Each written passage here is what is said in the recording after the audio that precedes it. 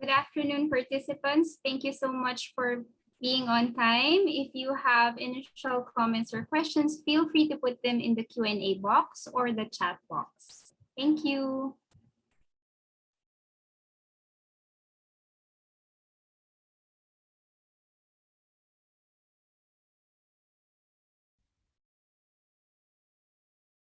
Good afternoon, everyone.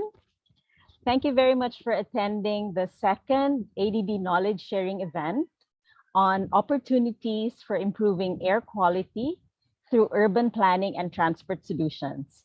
I am Glinda Bathan Baterina, Deputy Executive Director of Clean Air Asia, and I will be your host or moderator for the day. We are very glad to welcome you all today in a wonderful learning experience with our esteemed colleagues working on air pollution and the transport sectors for the improvement of air quality and the overall quality of life. To officially open the session, let's welcome to the podium, to the virtual podium, Karma Yangzom, Principal Environment Specialist of the Asian Development Bank, Sustainable Development and Climate Change Safeguards Review Division, and the Environment Thematic Group.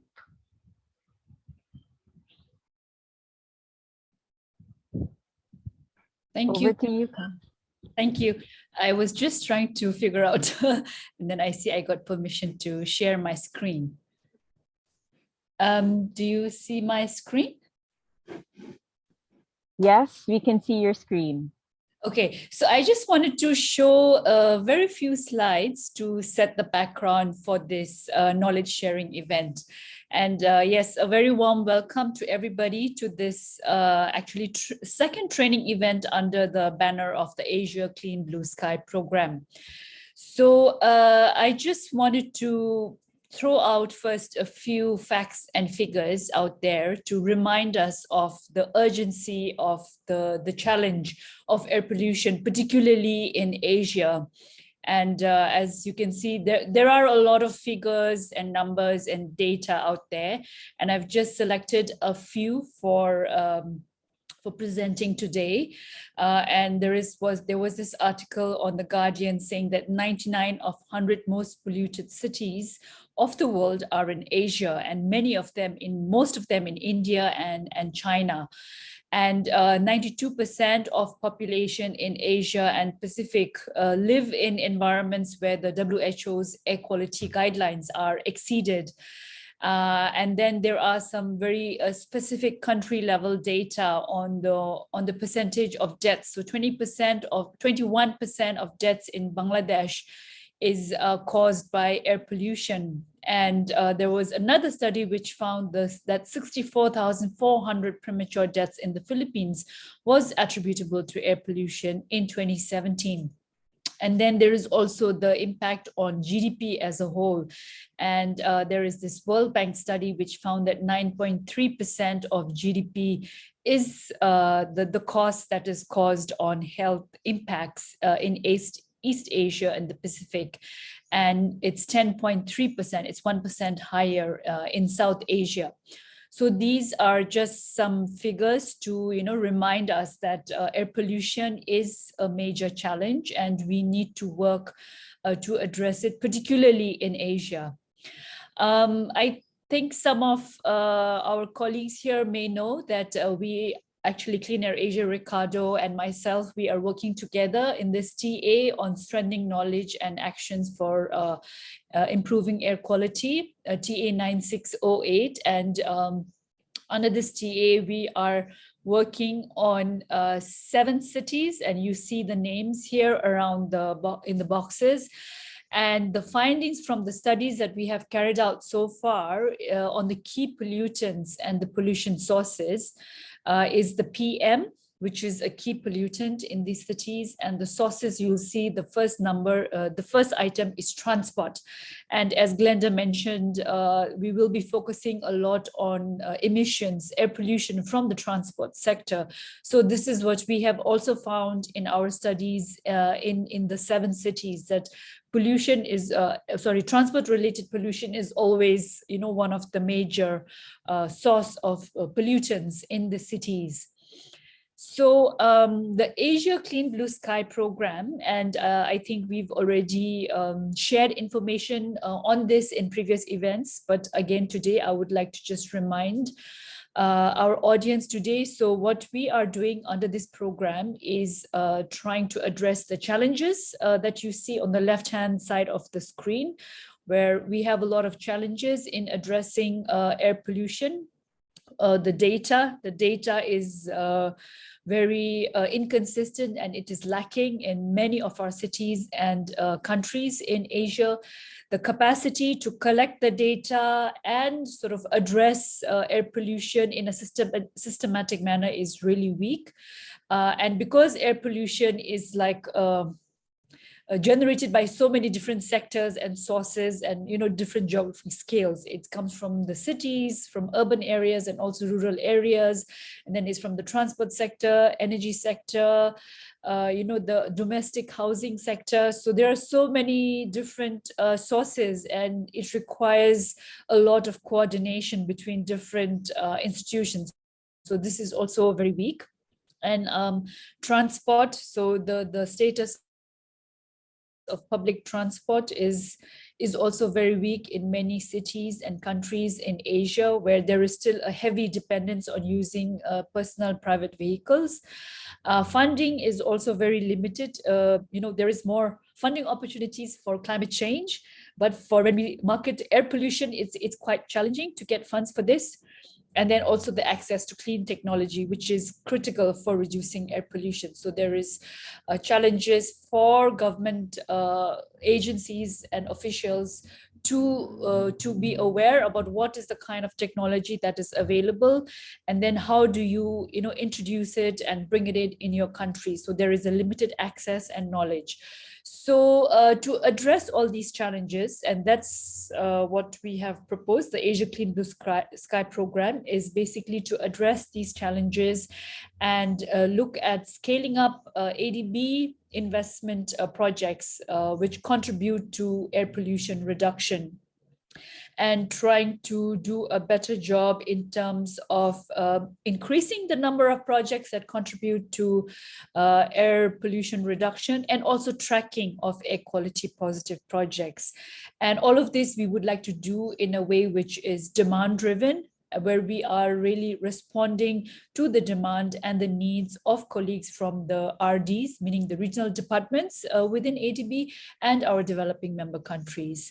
And of course, a big part of this program is conducting training and capacity building and knowledge sharing, which is what we are doing today.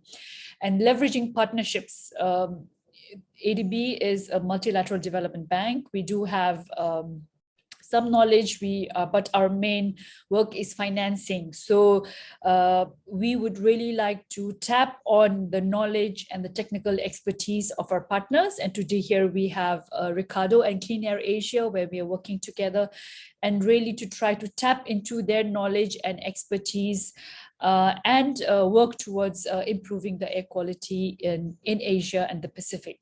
So with that, I will end my opening remarks, and a very warm welcome again to our participants today. And please, I encourage you to be proactive and ask questions and actively participate in the session today. Thank you very much. Over to you, Glenda. Thank you very much, Karma, and for welcoming our participants and providing the context and background on the Asia Clean Blue Sky program, but also for providing the recent science, recent studies and estimates of the economic and health impacts of air pollution in the region. To present some key reminders for attendees and the workshop agenda, I'd like to call on Ben Grebo, the Director of Environmental Policy and Economics at Air Quality Consultants, and a specialist in air quality policy development and implementation. He is currently the team leader for TA 9608, which Karma spoke about, which supports 7 cities in 5 developing member countries on the development and implementation of clean air action plans. And we are working closely with the ADB for the development of the Asia Clean Blue Sky program. Ben, may I ask you to please take the virtual podium. Thank you, Galinda. And good afternoon, everybody, and good morning from London.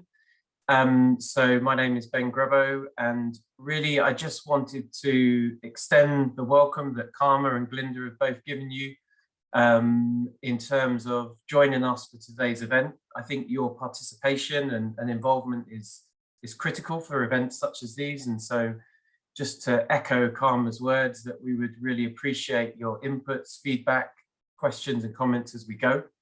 So really, I don't want to take much time. We have plenty of speakers to keep you entertained for today. So very briefly, just a couple of quick reminders. Although after more than 2 years of this, you all know the rules. So it'd be very helpful for us if you could change your name as set out there, just so that we also know who you are for starters, but in particular which organization and you are representing. Please, as we go, raise any questions through the Q&A function. The session chair, so Glinda and others, will keep an eye on that and also raise your questions to the speakers. And we'll also have an opportunity to answer some live, some may be in written response, depending upon the questions that come through. And also there will be an evaluation form that will be shared at the end of the meeting.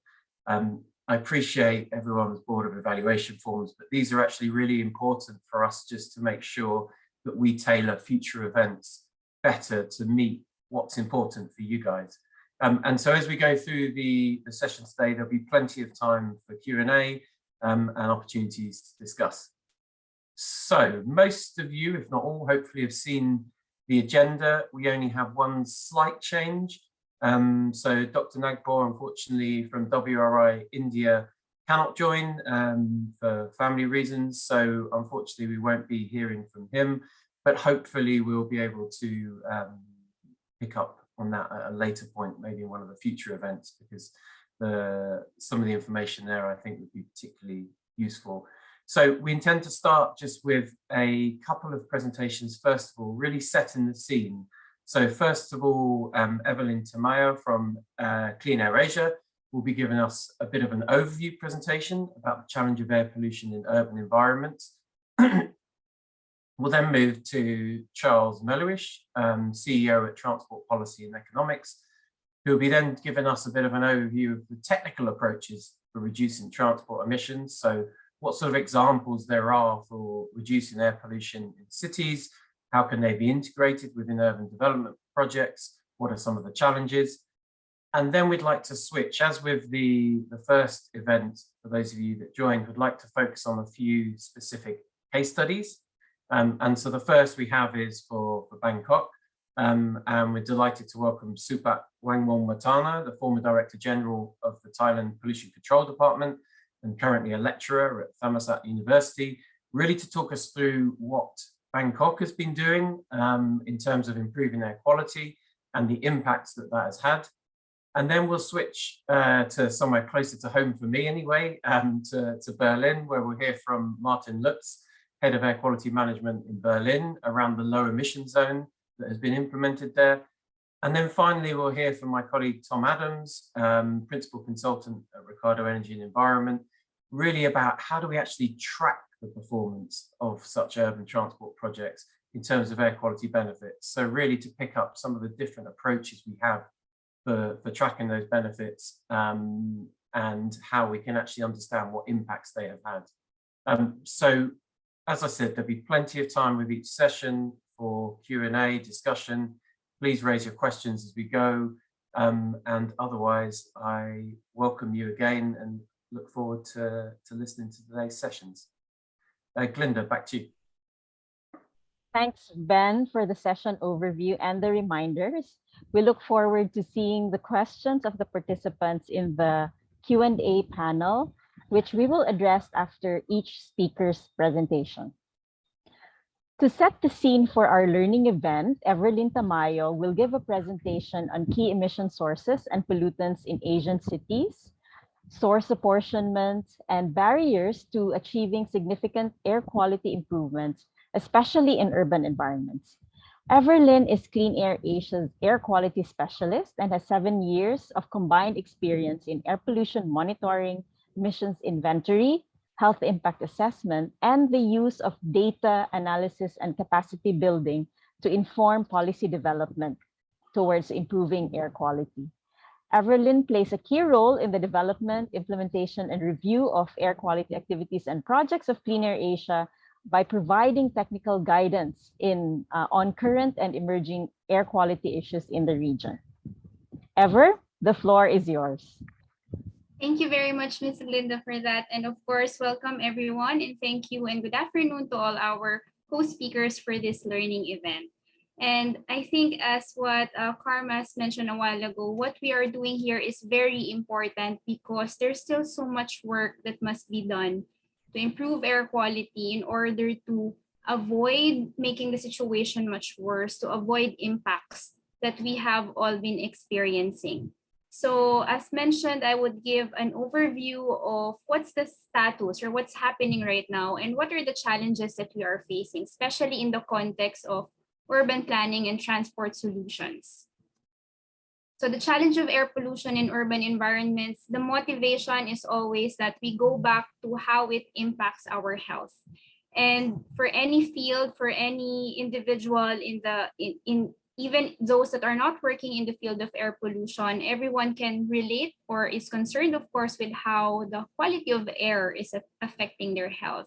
So with the Health Effects Institute State of Global Air, so this is the Global Burden of Disease study, we are seeing that consistently air pollution is the main environmental risk that we should be really concerned about, contributing to almost 7 million deaths worldwide. And of course, those that are in the youngest age group and in the old age group are the most affected by the impacts of air pollution. Of utmost concern is that with more and more data being collected, we are seeing that the cases, the mortality and morbidity cases that can be attributed to air pollution now also includes that of which affects babies, or as you can see here, 20% of neonatal deaths worldwide can be attributed to poor air quality. So basically, it can be seen, the impacts of air pollution exposure can be seen as early as 0 to 6 days. So it's really something that we should all work together on, since we are all being affected, even those that have not been born even yet. This map is meant to give you an overview of the quality of air in Asia, although this compilation was done by Clean Air Asia in 2018. What it shows you is the locations of the monitoring sites, and these are all collected from publicly available official sources by the government. And it shows how much of these monitoring sites have annual averages that are matching or complying within the WHO or the World Health Organization interim values or air quality guideline values. And take note that during this time, we were still using the 2005 WHO AQG values, and most of the dots that you can see are in the darker shade, which is definitely above the WHO interim one. So all higher than 35 micrograms per cubic meter.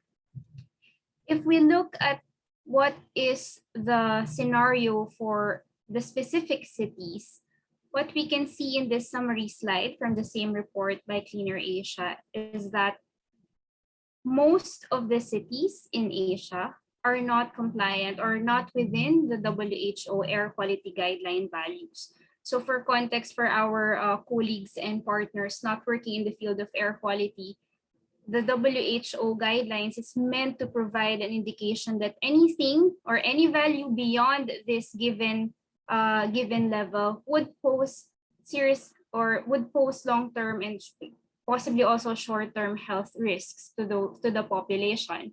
And the annual average PM 2.5 concentration in the analysis that we did, wherein there were 419 cities, the average was around 400 micrograms per cubic meter. And last year, in 2021, the WHO guidelines have actually been revised already. So before, the WHO AQG is 10, but last year it has already been revised to 5. So definitely almost no, basically no city in Asia was able to have an air quality value that is below that value. And especially for developing cities, which bears most of the burden, the air quality is actually much even at a more difficult or a more challenging situation. Here, what you can see is that even for updated values in 2020 for Southeast Asia, the distribution would show that for the cities with data, you have most of them below 25 micrograms per cubic meter.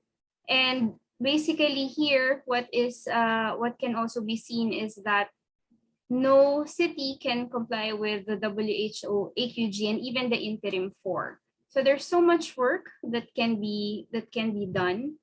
And so the summary: no Southeast Asia country had an annual PM 2.5 within the WHO interim 4 and AQG values.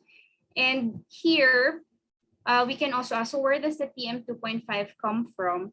And in this study by McDuffie et al., they try to summarize most of the studies which try to analyze where does the PM 2.5 come from, which sectors do they come from, and also how does it contribute to mortality across different spatial scales. And what they've seen is that more than 1 million of PM 2.5 related deaths is due to fossil fuel combustion, so specifically with coal and oil and natural gas, contributing 14 and 13% respectively.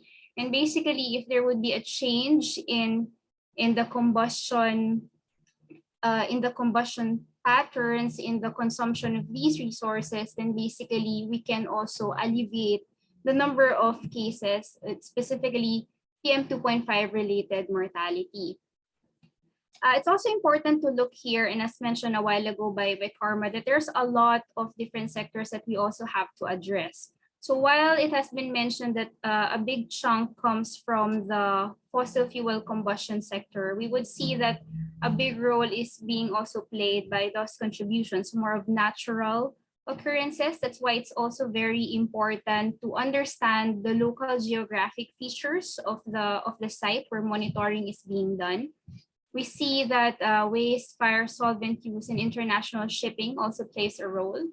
The residential sector is also has a significant contribution. That's why it's also very important that there are projects or efforts that try to address the role of households in improving air quality.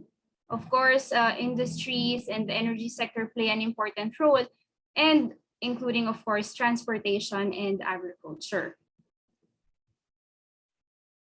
If we look at the source apportionment studies that has been compiled in this study, we see that traffic is the main or the dominant source of urban PM 2.5 in most parts of Asia, and this is followed by industrial emissions. Again, if we look at urban PM 2.5, the main source would be traffic emissions, given that in urban sites, that's where you can find the most congested road networks.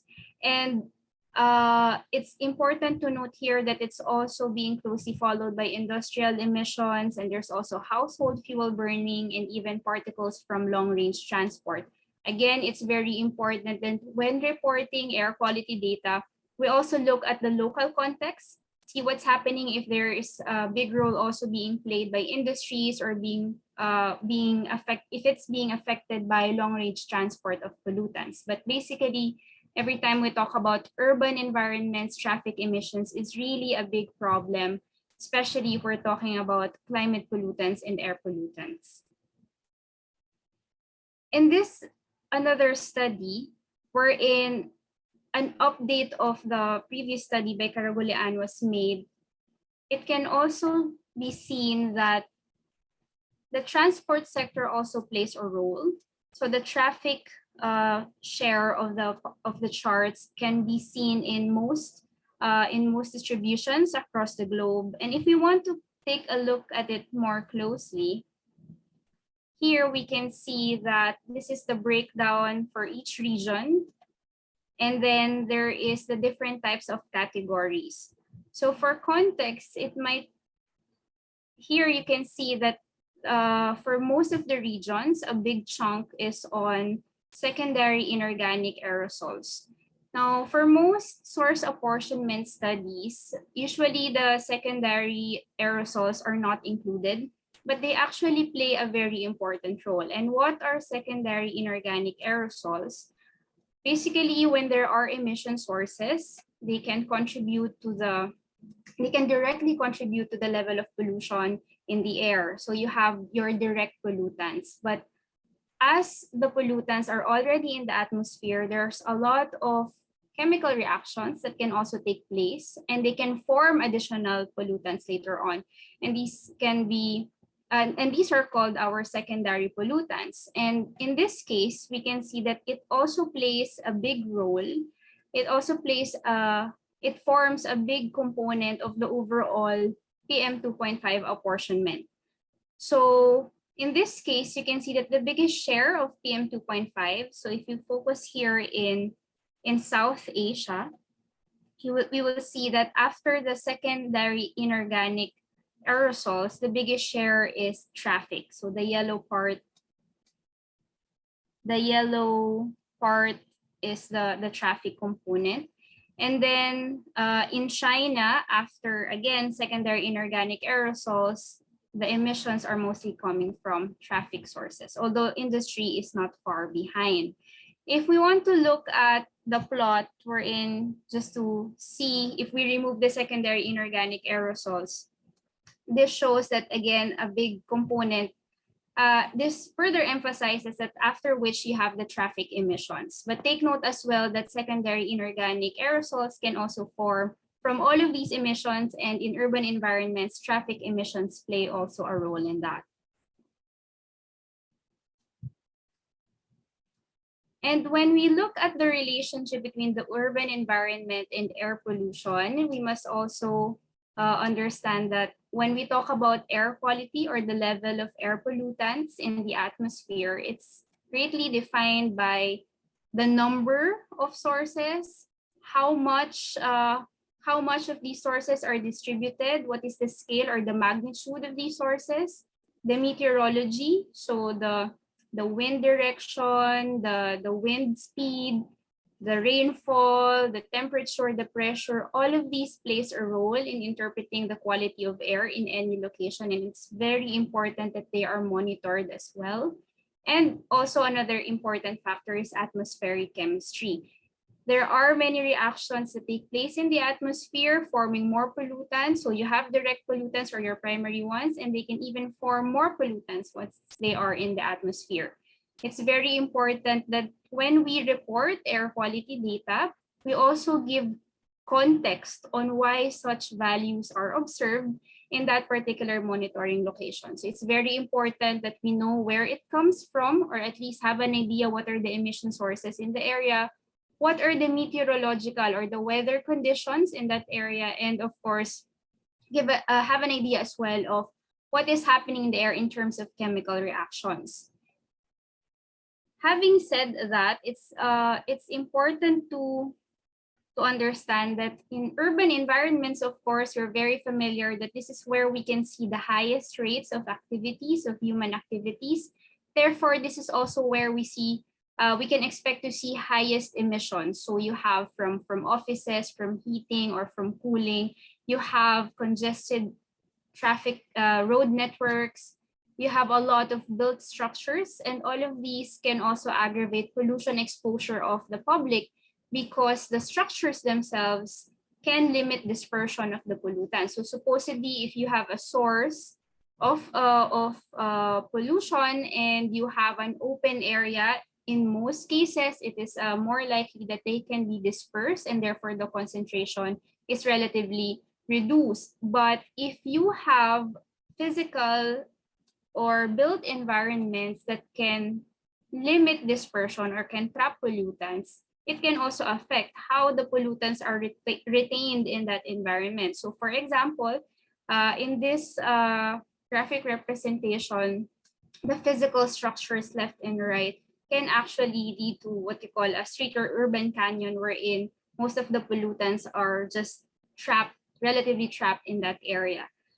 In one of our studies before in Manila, this is what we have observed, wherein when we did the monitoring in a narrow road wherein you have a light rail transit above, we see that there are higher concentrations, again, because it serves as a street canyon, which tends to trap the pollutants. But of course, in doing analysis such as this, it's still, again, very important to understand what are the meteorological conditions that are observed also in the area, because it can also affect if it's really trapped or if it's in the direction that is along the road or against the road, wherein it is blocked by the buildings.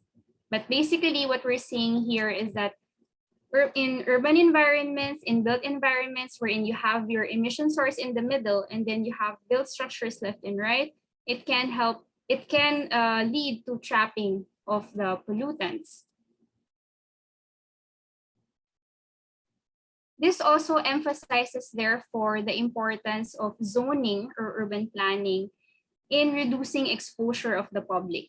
So in this illustrative examples, we can see that especially in urban areas where it's very cramped, you have a lot of people, the population density is very high, and you also have a high volume of mobile vehicles.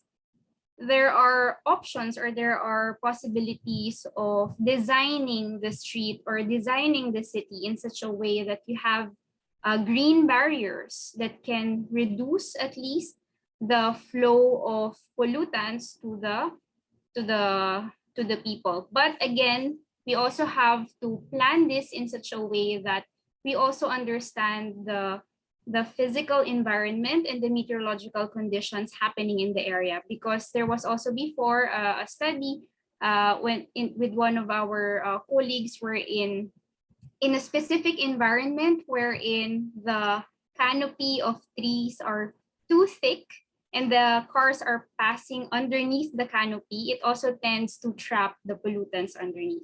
So it really depends, again, on what is the usual flow of traffic, what are the dominant meteorological conditions, and what is the behavior of the people as well, since they are the ones that you want to protect from the exposure with, and then what are available options as well that is matched with the priorities of the city in terms of planning and zoning.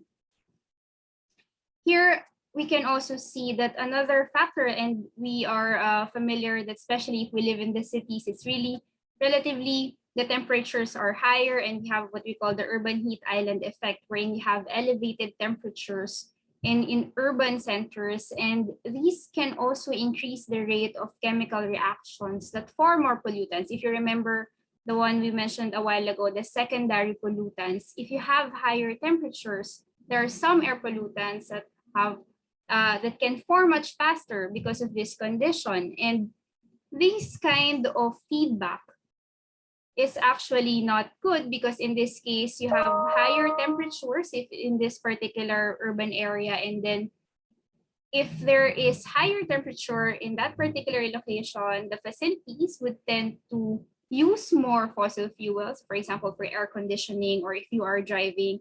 And because of this, you also produce more CO2 emissions. So it's like a feedback mechanism. And basically, these are some of the things that we see in urban locations, unique for urban locations. And the behavior of the people is very much linked with how this can be addressed later on.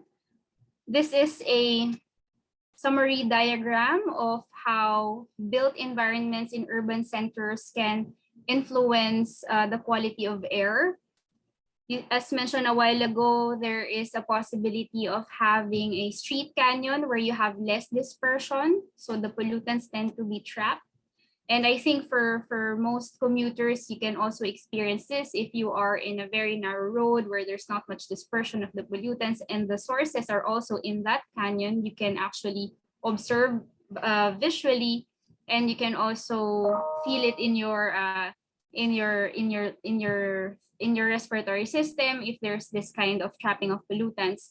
And then that's why it's very important that when we also design cities, we take into account what are options that can help in the dissipation of pollutants, especially if it cannot help that there would be higher emissions in those parts of the city. So there are, of course, discussions on how green infrastructure can be placed in the city, how varying the heights of different structures can also help in the movement of pollutants or in avoiding trapping of pollutants. And then there's also, of course, discussions on really planning the city in such a way that if you know that this is an area where a lot of vulnerable populations frequent, then we should find a way wherein the emission sources are relatively away from that area. So for example, of course, industrial zones are far away from residential areas, or if you have school zones, there's a designated area where vehicles can just drop off the students or the passengers. So basically, when we talk about addressing these issues, there's, of course, cross-cutting challenges that are observed in air quality management. So this is not just for urban environments, but of course, we're very practical in the approach that resources, the availability of resources is the main thing that is usually the concern when doing action. But it's equally important that we recognize that we need sound data, we need solid baseline information so that we know how we can address the issue. We have to increase the technical capacity of those that are doing the work. So it's that's why also in Cleaner Asia, we tend to focus that we really have to build the capacity of our government partners so that even beyond projects, they can sustain the efforts. It's very important that there is integration and coordination with other agencies, with other groups, because at the end of the day, there are many efforts going on. But sometimes because there is a lack in integration and coordination, there are repetitive efforts and there are resources that are not maximized. And of course, with compliance and enforcement, it's very important that there is consistency because it can also motivate your citizens to take part in the solutions. Now here, just itemizing as well, what are the other challenges, especially in urban areas? There's where you can see the highest population density, there's concentrated economic activities, and this is where you find your high emissions and you have pollution levels that are exceeding guideline values for air quality. And this is, in most cases, the reason why we focus a lot of projects, especially in high population density areas, because that's where you have the highest risk for exposure. And in terms of monitoring and emission inventory and control, we really need to continue the efforts on ensuring that there is enough data where we can base our actions from. We also have to ensure that the data is undergoes quality assurance and quality control, because it can also cause confusion if you have data that is not accurate or data that cannot be explained. And basically, again, we emphasize that there should be clear-cut implementation of these measures. So this is the last slide, and basically we also want to emphasize that one of the main challenges is that we need as much support that we can from our project proponents, from our stakeholders, and it would always stem from the understanding deeply what's it for. So we have to really also ramp up discussions on health, environmental impacts, which will inform policies, programs, and individual actions. At the institutional level, we want to hopefully we get to continuously address the institutional coordination, ensuring that the technical capacity of air quality managers is continuously built. And although there's limited financial resources and limited access to funds, we are very hopeful that because of the continuous partnerships of private sector, academia, those in the government and those in the private sector, there's more and more projects related to air quality, because more and more people want to partner with each other to address the issue of air pollution. And finally, we see that if we really want to focus on air quality improvement, it should be mainstreamed in all different kinds of projects. Usually what we observe is that there are silos. So for example, if there's a project focused on transport, it's really just focused on the transport aspect, but in reality, it can also address air quality issues and concerns. This is a challenge, but we also see a very big opportunity, especially now that we need to integrate all these parallel efforts. So every time there's actions on transport projects, city planning, policy development, it has to be integrated with efforts on air quality from the project design and feasibility testing, and not just an afterthought. This would ensure that we can further maximize efforts and really maximize the benefits of improving the air quality through these different projects. And with that actually is my last slide. Thank you very much for your attention. Thank you very much, Ever. There are two questions in the Q&A, but the second one actually is a segue to the next presentation. So I'll just post one question, and I hope you can respond in brief. It's from Jefferson Junior Valiente, and the question is: does building or road construction also generate significant PM 2.5 emissions, especially in urban areas?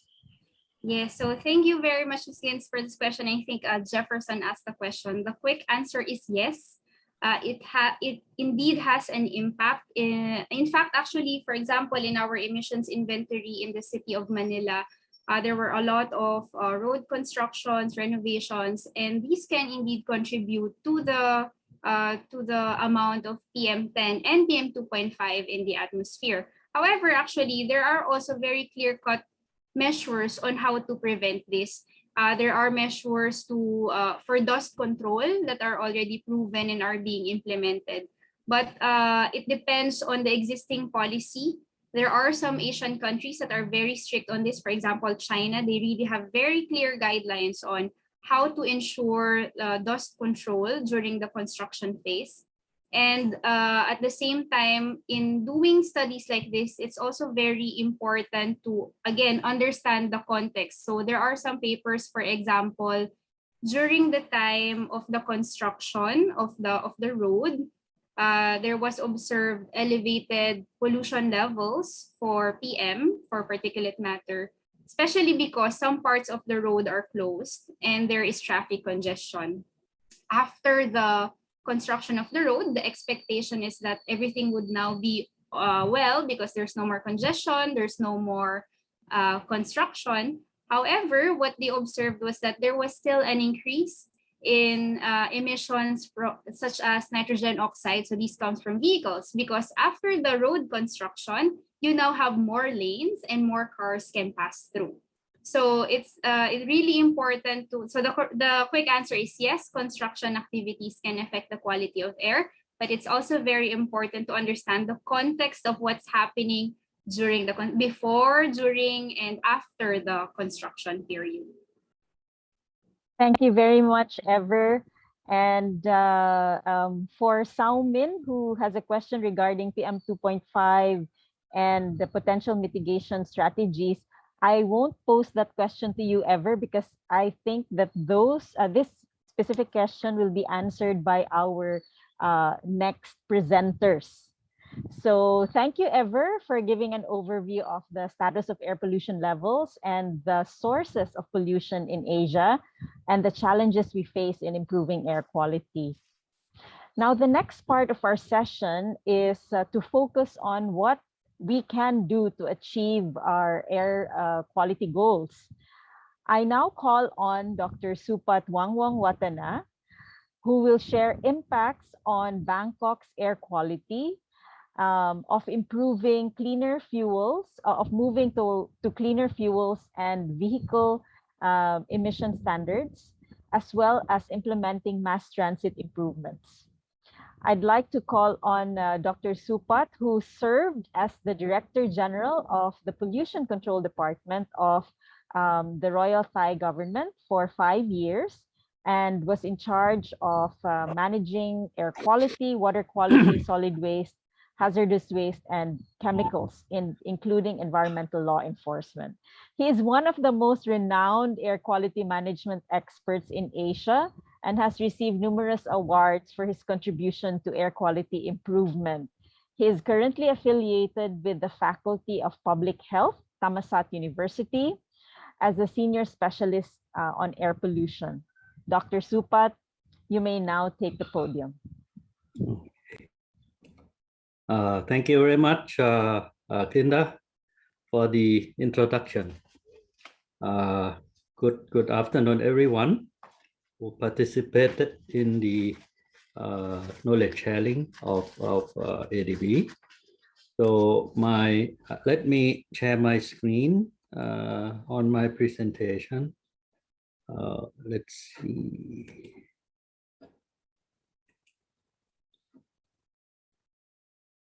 Can you see my presentation, everyone? Ever? Loading. Yes, we can see it, Dr. Supat. Okay, all right. Then I'm going to tell a story of Bangkok, how and what do we do, or what we have done in the past, let's say 20 years for the improvement of air quality in Bangkok. How have we done that?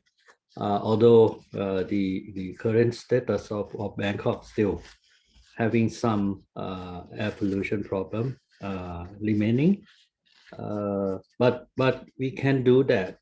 There is opportunity to improve the air quality, and my data will show to everyone about the improvement of air quality in Bangkok. So my presentation will then start with, let's see, yeah, the improving air quality through cleaner fuel and vehicles and mass transit, the case of Bangkok, Thailand. So the detail of my presentation will be, I will start first with the state and trends of Thailand and Bangkok air quality. What has been the air quality in Thailand during the last 20 years, whether it's getting worse or it's getting better, in particular in Bangkok. And then I will talk about source of air pollution in Bangkok, as Ever already mentioned. And with regard to the major source, and you will find that in the city, urban area, mobile source is the major source of air pollution. So I will focus on the mobile source control strategy that we have been implemented. And the last one, which I will just only mention that at our Faculty of Public Health, Thammasat University, we are establishing a collaboration center for clean air and climate change. Let's start with the current air quality. This is last year air quality in 2021. In the area away from the roadside, I mean, not affected directly from the transport or the vehicle or traffic on the road. It's at least 50 meters, the monitoring station located at least 50 meters from the major road. And luckily that we have been implementing a very good quality monitoring network in Bangkok. And lately, the city of Bangkok has actually installed PM 2.5 monitor. In every district, we have 50 districts in Bangkok. So the Bangkok city own around almost 60 PM 2.5 monitor in the city of Bangkok. And together with monitoring station of pollution control department, we have probably more than 70 monitoring stations, in particular for PM 2.5. And why do we monitor only focus on PM 2.5? As you will see here from this slide, that the remaining air pollution problem in Bangkok is PM, in particular PM 2.5. I would like to bring your attention to this column. This is the column indicating the number of observation exceeding the standard.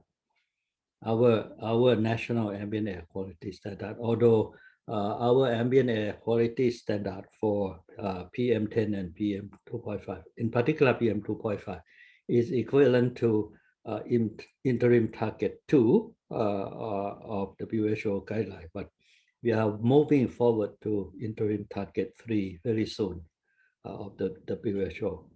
And you will see if we have for the PM 2.5, 3.75% of the observation, the total observation in Bangkok exceed our national ambient air quality standard of 50 microgram per cubic meter. This is for 24-hour average concentration. And for the PM10,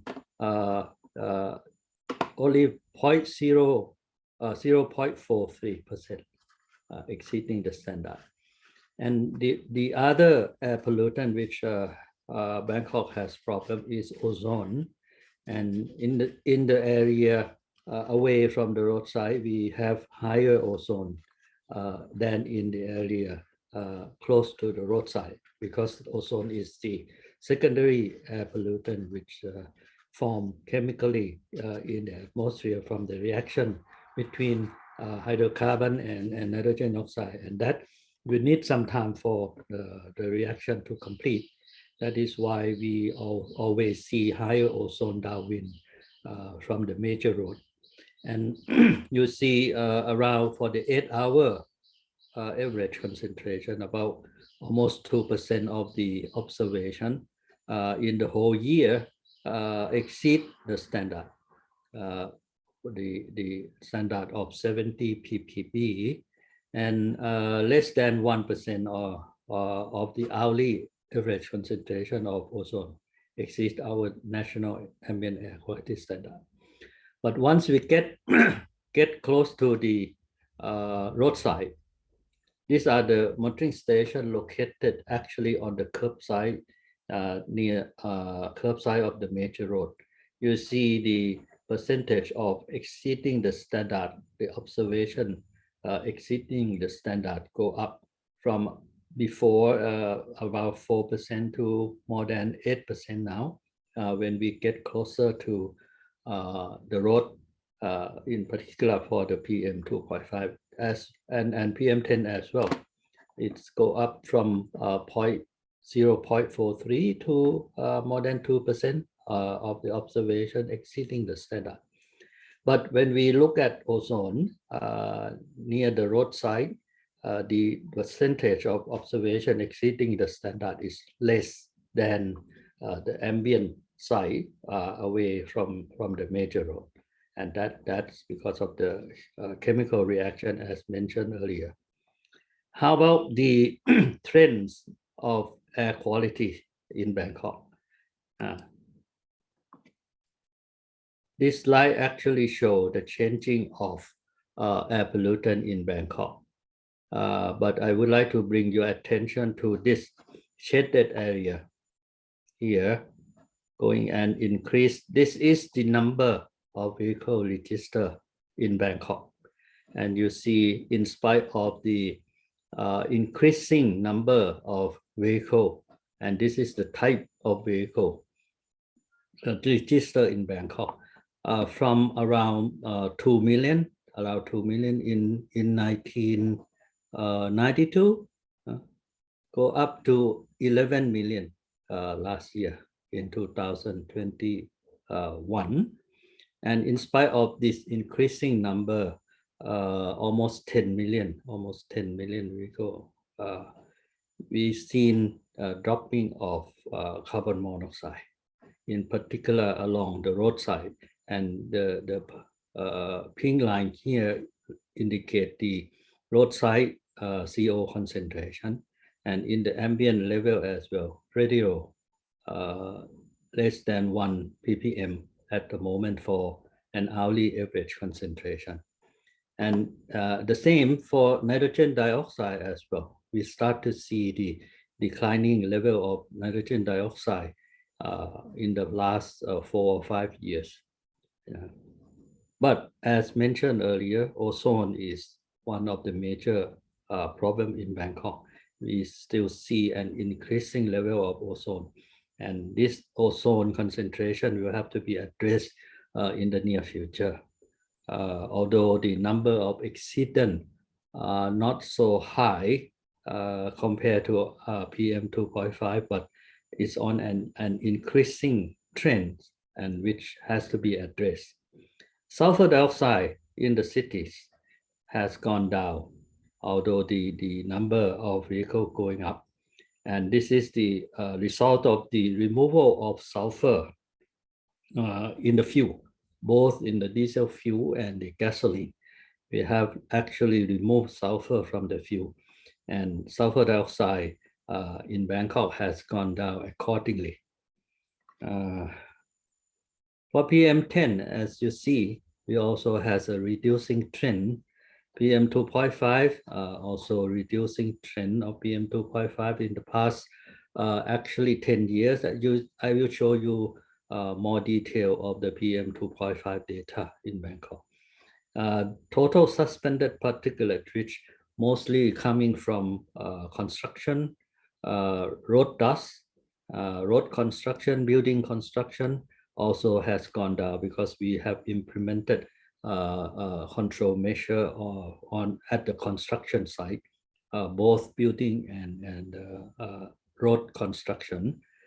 For lead, actually we stopped monitoring lead in the air in Bangkok since 2001, and this is because of the removal of lead from gasoline, and we have used unleaded gasoline for the whole country since the end of 1995, and that has actually resulted in declining of lead in the ambient air, in particular in the city, and we have no longer monitor lead in Bangkok anymore.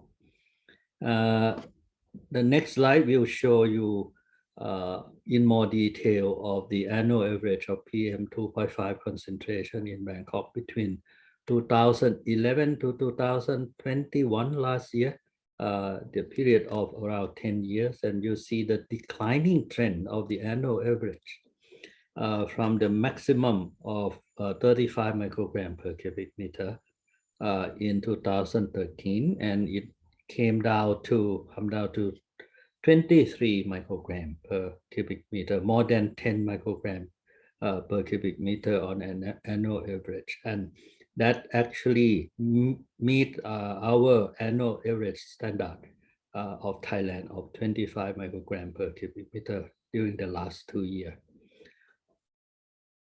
And that is one of the reasons why we are moving forward to change our ambient air quality standard for PM 2.5 to interim target 3 of WHO. And that is the new target for our effort to improve the air quality in Bangkok.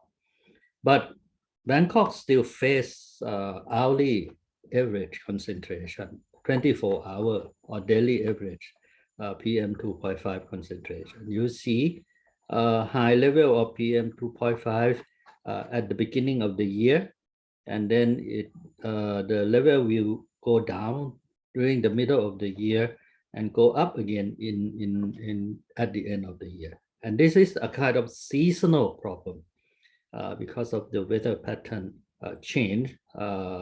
In the beginning of the year, we have cool and dry air and a very calm wind, and that actually caused some problem which limit the dispersion of PM 2.5 in the city, which I will show you later in the next slide, what's happening. And it actually start from the end of the year and then go up very high around February of almost every year. But if you look at the thick red line here, this is the last year daily average concentration for the whole year.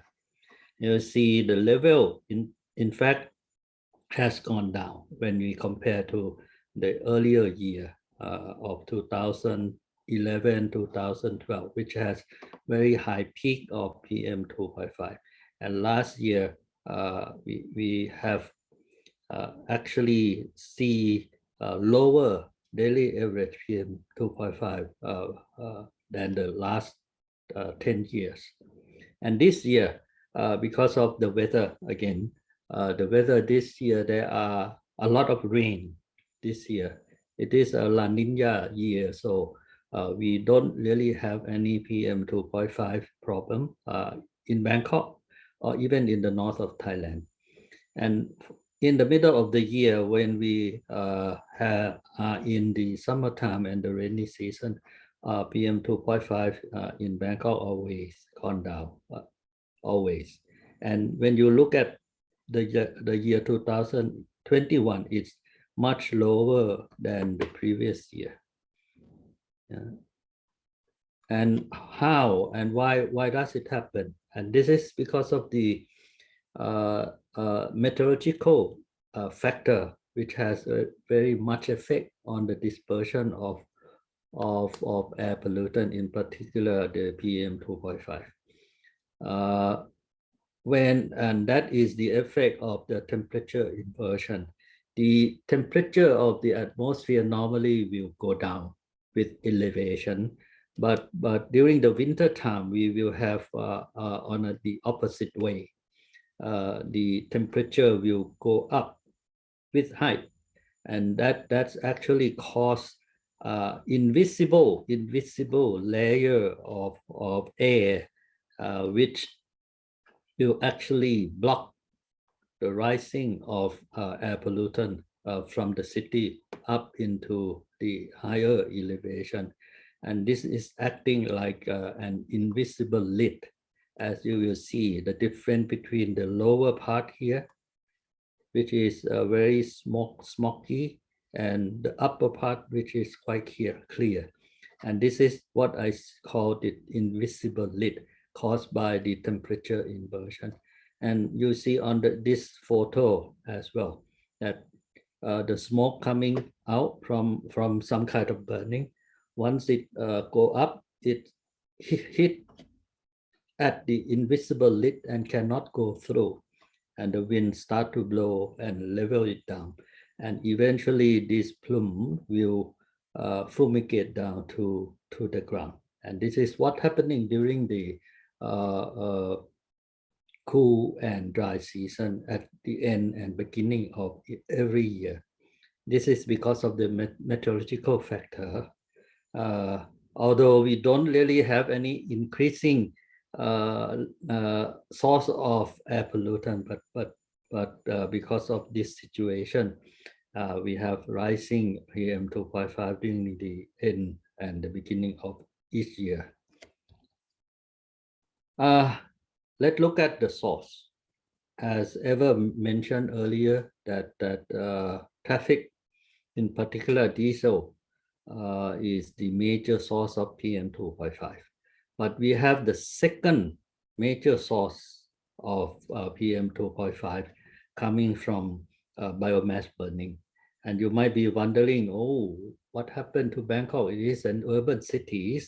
Why do we have biomass burning in Bangkok? It's actually, Bangkok is surrounded by 5 provinces. And those 5 provinces, there are still a lot of rice paddy field. And it is a normal practice of the farmer to burn the residue left after harvesting of rice.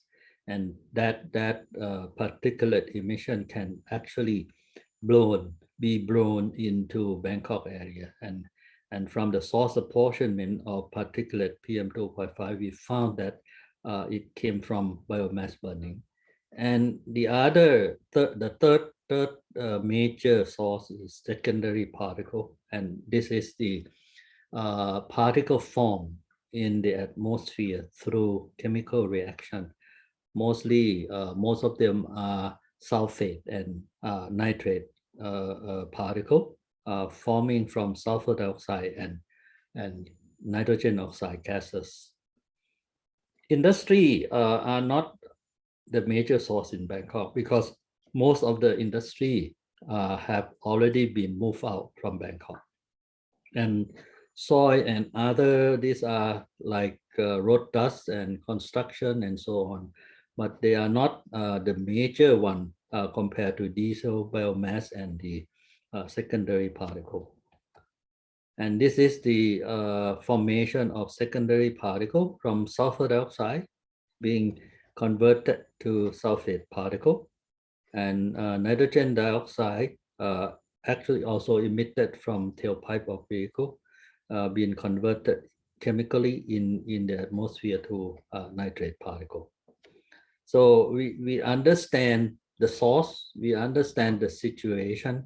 So what we have done in the past 20 years to improve air quality in Bangkok focus mainly on vehicle pollution control strategy. And these are the 4 strategies that we have implemented in Bangkok and for the whole Thailand. But again, the two measures which are most effective in terms of improving the quality of air in Bangkok is clean vehicle technology and clean fuel. Transport, we have started to implement the mass rapid transit in Bangkok, but still not seen any much effect on air quality yet. I will explain later. The maintenance is one of the major components for the in-use vehicle, but this has to rely on a very effective enforcement on the I&M program, the inspection and maintenance program, which is very difficult for the enforcement. These are the improvement of the fuel quality in the past 20 years. You know, for lead content, as mentioned, we become lead-free country since 1995 for the whole country, and that resulted in lead in the air went down, and no problem at the moment.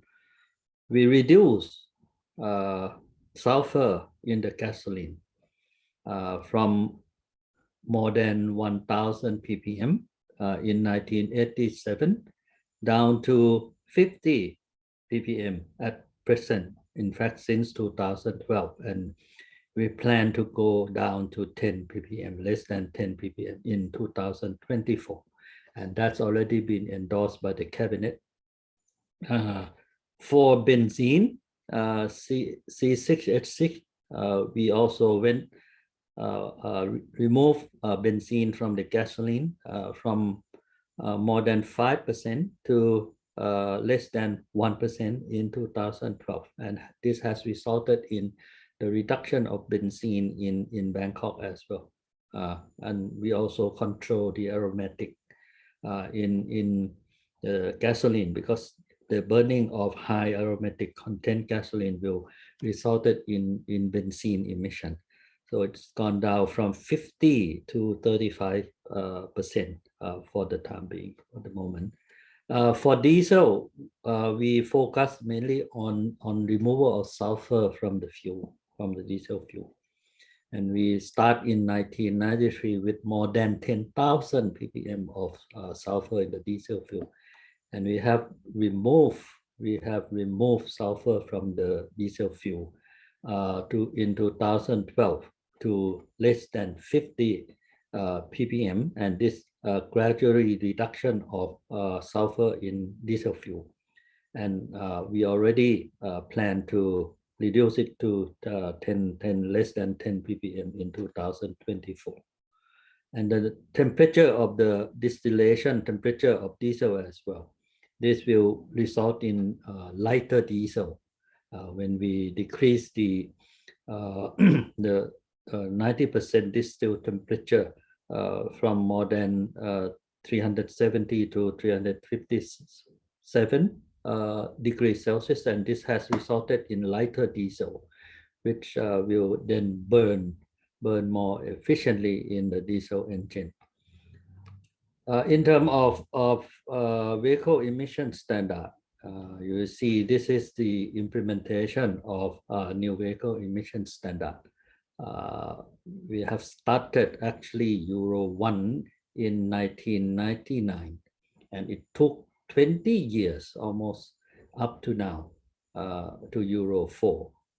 And most of the vehicle, in particular light duty vehicle, both gasoline and diesel, in Thailand or in Bangkok are at Euro 4 standard right now. And motorcycle as well, you see we are at Euro 4 at present at the moment.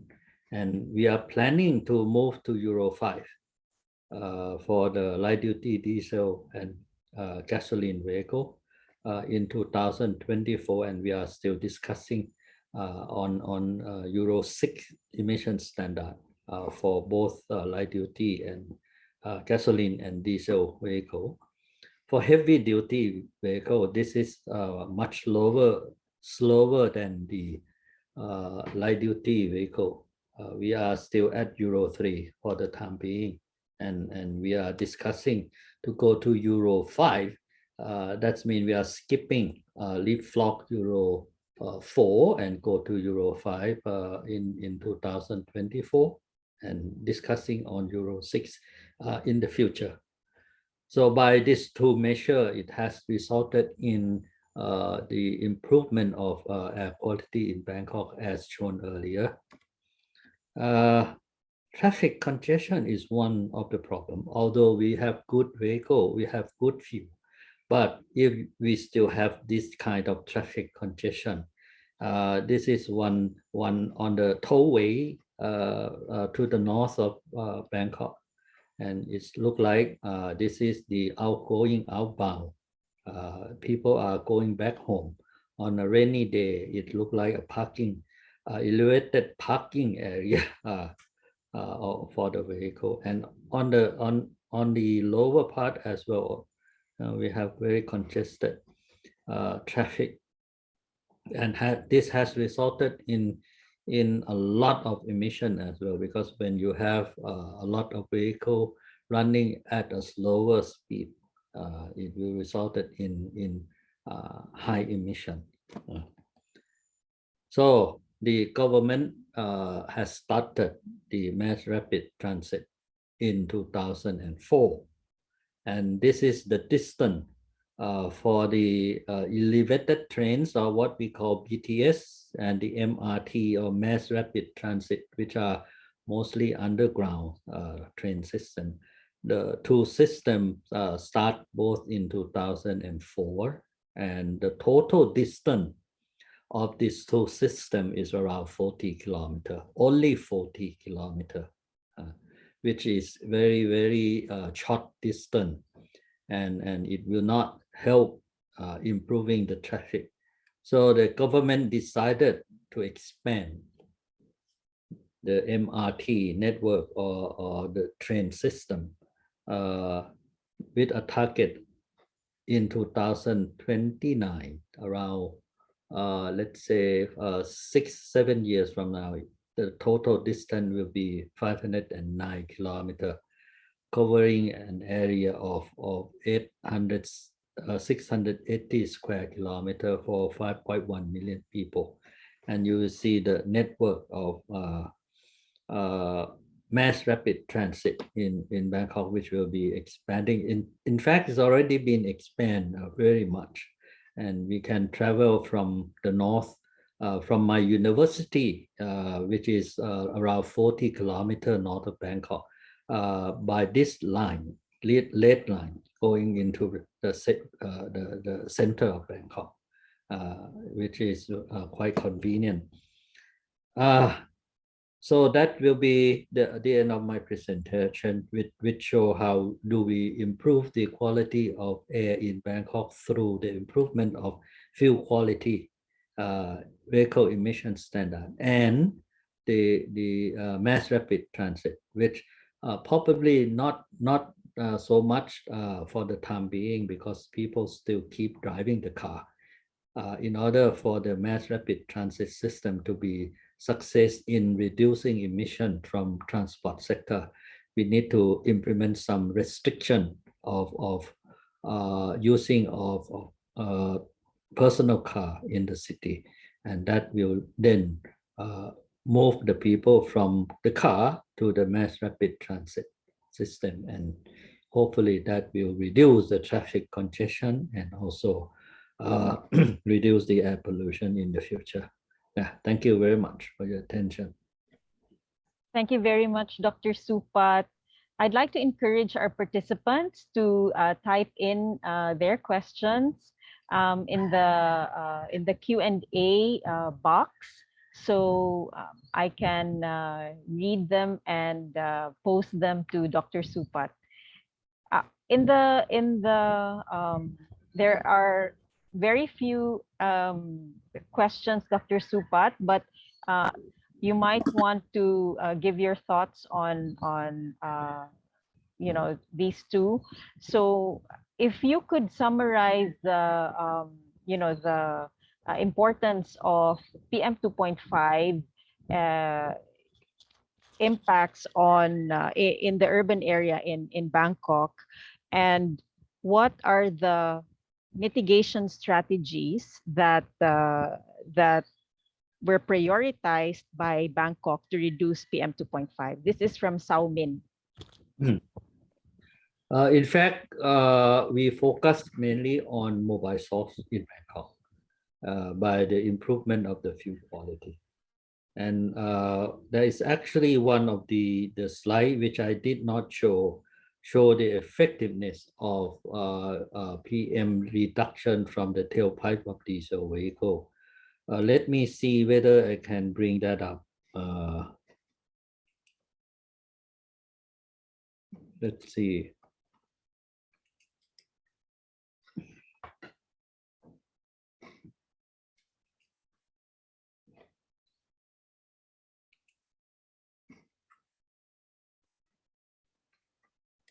Let me share the screen again. Thank you, Dr. Supat. As Dr. Supat is sharing his screen, I just like to apologize for the slight change in the order of presentations. But Dr. Supat, please go ahead and explain this slide. You see the slide? Yeah. This is the on the y-axis is the PM 2.5 emission, and on the x-axis is the level of sulfur in the fuel. And this is from the clean Climate and Clean Air Coalition in 2016, the data from that report. And the line here represent Euro 1. This is Euro 2, and then Euro 3, and skip to Euro 5, and going down to Euro 6. This is Euro 4. And you see the reduction of PM from Euro 1 to Euro 2 with the sulfur content as well. You have to have both sulfur content and the emission standard go along together. For Euro 6, it is necessary to have sulfur in the fuel not more than 10 ppm. And this is where we have 10 ppm, and you see the effectiveness of the emission standard and also the sulfur content in the fuel. 99% reduction from Euro 5 to Euro 4 to Euro 6. From Euro 4 to Euro 6, it reduced PM 2.5 emission 99%. And when you look at the level of Euro 6 vehicle emissions standard, together with 10 ppm sulfur in the fuel, compared to Euro 1, that's almost gone. I mean PM 2.5, because in the Euro 6 vehicle, there will be, even in the Euro 5, there will be diesel particulate filter installed in the vehicle.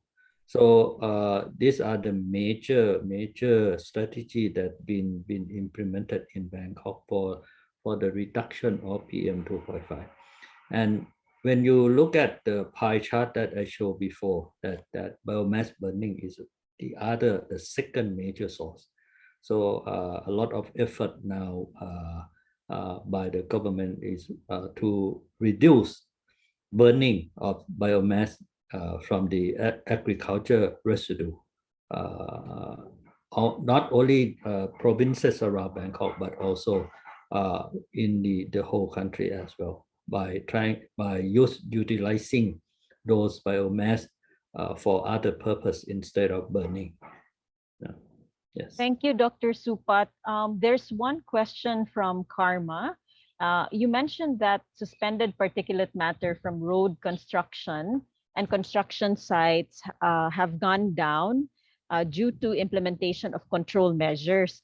What type of control measures were implemented for under road construction and construction sites?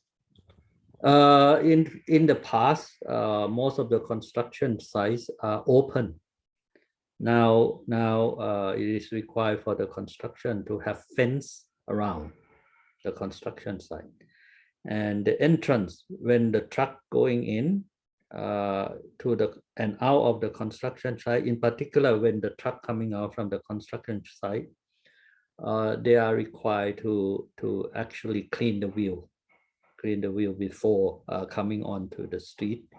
And the building which are under construction, you have to be covered by some kind of blanket, not to let particulate matter from the building under construction to be blown out by wind into the air. So it will be covered with blanket.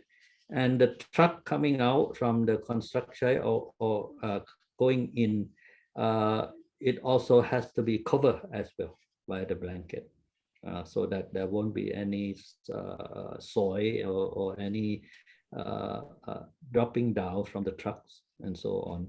And the other factor which is very effective is cleaning the street. The Bangkok Metropolitan Administration actually has a sweeper going out every day to clean the street, and that actually reduce a lot of dust accumulated on the street. When you have a lot of dust accumulated on the street, then when you have vehicle running on the street, those dust will be resuspended into the air, but once you remove from the street, then there won't be any dust left on the street will be less, and that will reduce the resuspension of dust on the street. Yeah. Thank you very much, Dr. Supat. I think because of time, I'd like to move on to our next presentation. So I'd like to call on Charles Melwish to share about the concrete actions that can be taken to reduce emissions from the transport sector. Charles is a transport economist with more than 45 years experience in transport economics and transport policy. He was with the Asian Development Bank for more than 24 years, responsible for developing approaches to reduce vehicle emissions and improve air quality. Since 2006, he is an independent consultant and continues to be engaged in a wide range of transport sector and policy and sector issues, including air quality management, road safety, transport policy, and institutional development in the Asia-Pacific region. And I'd also like to say that the Clean Air Asia, which was then Clean Air Initiative for Asian Cities, was born out of several technical assistance projects that Charles Melwish was a project officer. Charles, we're very interested to hear your overview of transport mitigation measures. Over to you. Well, thank you very much, Glinda, for that introduction, and good afternoon to everybody in Southeast Asia, and maybe it's lunchtime in South Asia, and good morning to those of you in Europe and Central Asia, and also good evening to those who I understand from the list, there's a lot of people from North America and even South America, so good evening to you. I'll be very quickly sort of go through these slides and to give you a sort of an overview of the sorts of things that can be done in the transport sector. As we've heard already, I mean, the transport sector is a major contributor to air pollution. And unfortunately, I think in many cities, the health impacts are really underrated in terms of policy assessment.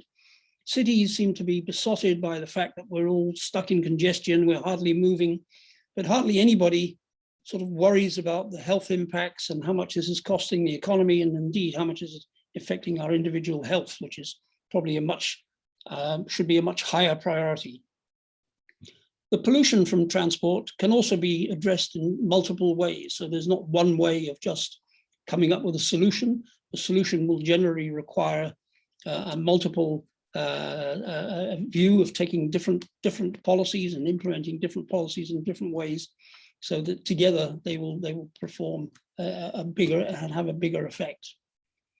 The number of mobile sources is fantastic. We have millions of vehicles. I think Dr. Supat just told us there are over 11 million vehicles in Bangkok. It doesn't matter whether you go to Beijing, Manila, Jakarta, Delhi, every city in Asia has millions of vehicles. And so we are affecting many different stakeholders have to be impacted when it comes to making a change. Technology is often regarded as panacea. It's not really a great panacea. It will help, but it's not the only solution. You know, there are lifestyle changes, habits, human behavior, which are also very important when it comes to dealing with the transport sector and defining the solution. And solutions themselves are not instantaneous. We implement a policy today, it could be another year or 2 years before it becomes really effective. And so it's something which doesn't give that instant gratification. And of course, we're always struggling with the goals of sustainable urban transport to avoid pollution or shift to a more efficient and effective mode, or improve our existing sources wherever possible. Can we have the next slide, please, Eva? Just like to briefly talk about different policy mechanisms and delivery of these policies, because they're not all at the local level. Many of the policies, indeed several of those policies indicated by Dr. Supat, are national in scope rather than local. This is because they affect the whole country rather than just the city. And the different policies can be implemented through different ways, such as dealing with regulation, or it could be introducing a market-based incentive through pricing or investment in a sector. We can always run information education campaigns. We can even have voluntary and negotiated agreements with various sectors. And of course, we can always invest in research and development, and this can be done by the public and hopefully more by the private sector. And so delivery can be through a mixture of any of these five mechanisms. The mechanisms that we'll actually choose, they will of course depend upon the scope and the scale of the air quality issue in our city. It will depend upon the power and the capacity of the policymaker. If the policymaker is at the local level, it's going to be different than those at the national level. The availability of financial resources, we've already heard, is a big constraint. And this is something that needs to be borne in mind when we are delivering air quality programs. How much will the actual policy contain the pollution problem? And of course, what is the economic and social considerations associated with each of these policy measures? Next slide, please, Eva. And I think this is just to illustrate that there are different things that we can do under these different policy mechanisms. Let's move on to the next slide because of time. I'd now like to sort of categorize the various measures that can be taken in three basic silos. I mean, here we have seven policies that we could undertake, which are related to direct emission control. In Bangkok, we've heard that improved fuel quality and emission standards were taken with very good effect. And of course, these two things have to be taken together.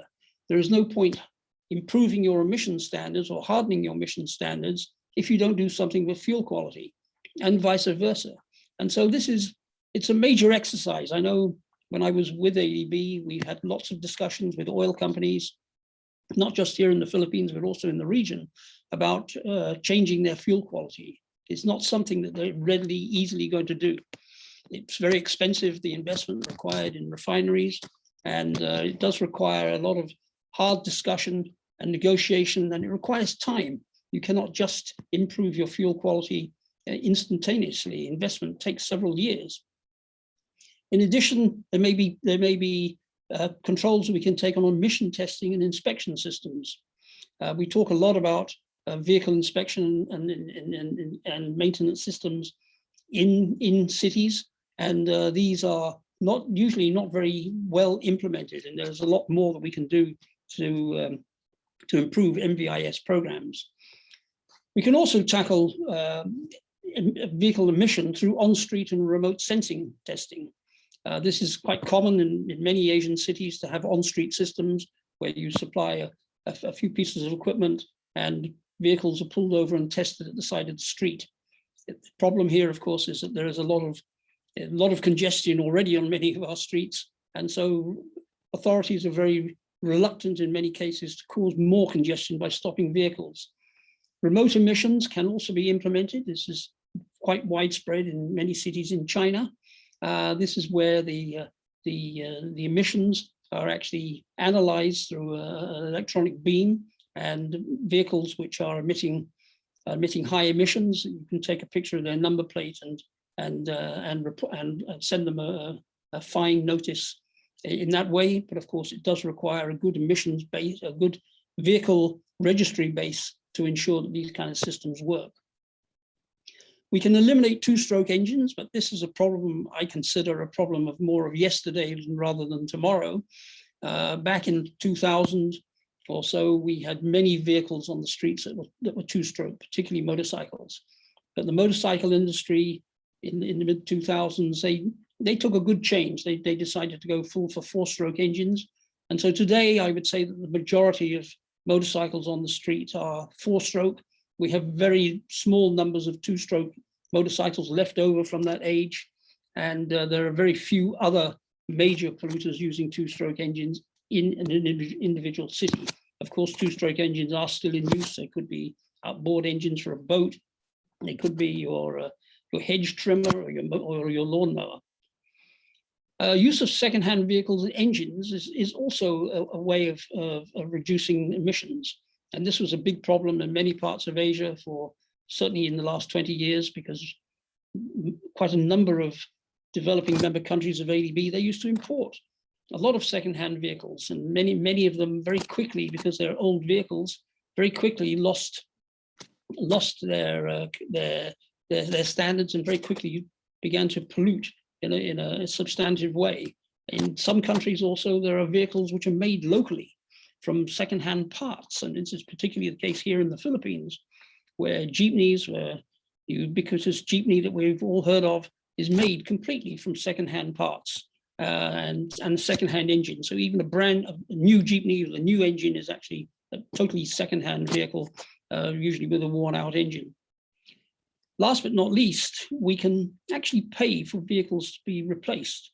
And there are several instances around the world where countries have adopted payment for replacing old vehicles. This has happened in the US, it's happened in Japan, it's happened in certain parts of China, where governments decide that vehicles that don't meet certain standards can be, you can receive a sum of money for replacing that vehicle with a vehicle with a modern engine, which has much less pollution. Let's move to the next slide, where we look at those policies here which are related to new fuels and technologies. Here we can promote the use of low emission vehicles. This is something which is really taken off in Europe and North America. It is beginning to happen in Asia. I mean, China and India both have big programs for making low emission vehicles and electric transport. And it is something which we need to ramp up the delivery of. It's something which many Asia Pacific countries have not yet fully behind, and there's many, I guess, are sort of trying to strategize on how this is going to happen. We can also use the use of alternative transport modes, which is also a favorite of anyone who's in transport planning. To get people out of their cars, if it's at all possible, and motorcycles out of personal transport and move towards public transport. This is the ideal, but as Dr. Supat has just pointed out, it is very difficult. And you saw those pictures there of Bangkok, where motorways effectively become car parks. Let's move to the next slide with the third category, it's silo, if I like, of measures you can take, are all related to transport and urban planning. And these are largely at the local level. There's a common list here, and I think any of you who are working in urban planning, you've probably read up about each and every one of these different policy measures. They range from improving public transport, affecting traffic demand management, which is very popular, has been very popular in Europe, integrating land use and transport planning, which is key. In many countries, the land use plans really don't take into account transport planning at all, which is quite amazing, really, in this day and age. We can introduce low emission zones, which we're going to have a presentation of a bit later. And in addition, we can have area pricing, which has been very successful here in Asia, and as you can see in Singapore, but other cities like London and Stockholm, they've also introduced such schemes which are not actually focusing on pollution per se, but they're all to focus on congestion. But as pointed out by Dr. Supat and others, congestion does add to pollution tremendously. We can develop policies to promote biking and walking. This has been very, very popular in the last 2 years with the COVID lockdowns, and certainly many cities around the Asia region have developed bike lanes and promoted walking as a means of transport, really. We can introduce landscaping and planting. We all like to see parks, trees, plants in our cities. It adds to cooling and it adds to a better landscape, but it also does help to improve the environment. We can focus on transit-oriented development, which is something which is quite popular, certainly in Europe and North America. It has not always been that popular in Asia, but it's beginning to happen. The congested cities are making sure that developers now are trying to make their development concise. Concise. It's not spread out at all, where you have it focused around a station or a transit line, and you make it sort of self-containable. Introduction of park and ride has been very popular over the last 30, 40 years, particularly in Europe, and certainly in my country, in UK, park and ride is used tremendously in order to encourage people not to take their cars into town. Last but not least, we have parking controls. They're very often forgotten. I always believe, as a transport policy person, that parking is considered the sort of the last rung on the ladder, but actually it should be one of the first. if you want to stop people using their cars, one of the most surefire ways is to reduce the number of parking spaces. Not much thought is put into parking, or not enough thought, is put into parking as a policy measure. And last but not least, as we've heard already, fugitive dust control is something which we can always undertake at the local level. Now, I'd just like to explain some of these measures briefly in the following slides. Go for the next slide, please, Eva. The next slide just shows really what Doc Supat was talking about, that by improving fuel qualities, you can substantially increase emission standards. And here, this is a very similar slide to Supat's, where we're looking at particulates on the x-axis and nitric oxides on the y-axis. And as you can see, go from Euro 1 to Euro 6, and Euro 6 is that little blue box in the bottom left-hand corner, we can reduce emissions tremendously. This is usually a national issue rather than the local policy issue, given that fuel is something that tends to be nationwide, although in India, of course, it has been applied in certain major cities. So you can do that, and that is a possibility. But in most countries, it is something you have a national policy. Most of Asia today is at Euro 4 or better. But having said that, there are still some countries where particularly diesel is still at Euro 2. So if you're working in one of these countries, or your city is in one of these countries, one of the ways you can really significantly impact and improve air quality is by introducing a better fuel quality for diesel fuel. Next slide, please. We can improve fuel quality, and we can also promote alternative fuels. So that we've seen that fuel combustion is the main source of pollution, of deteriorated air quality in our cities.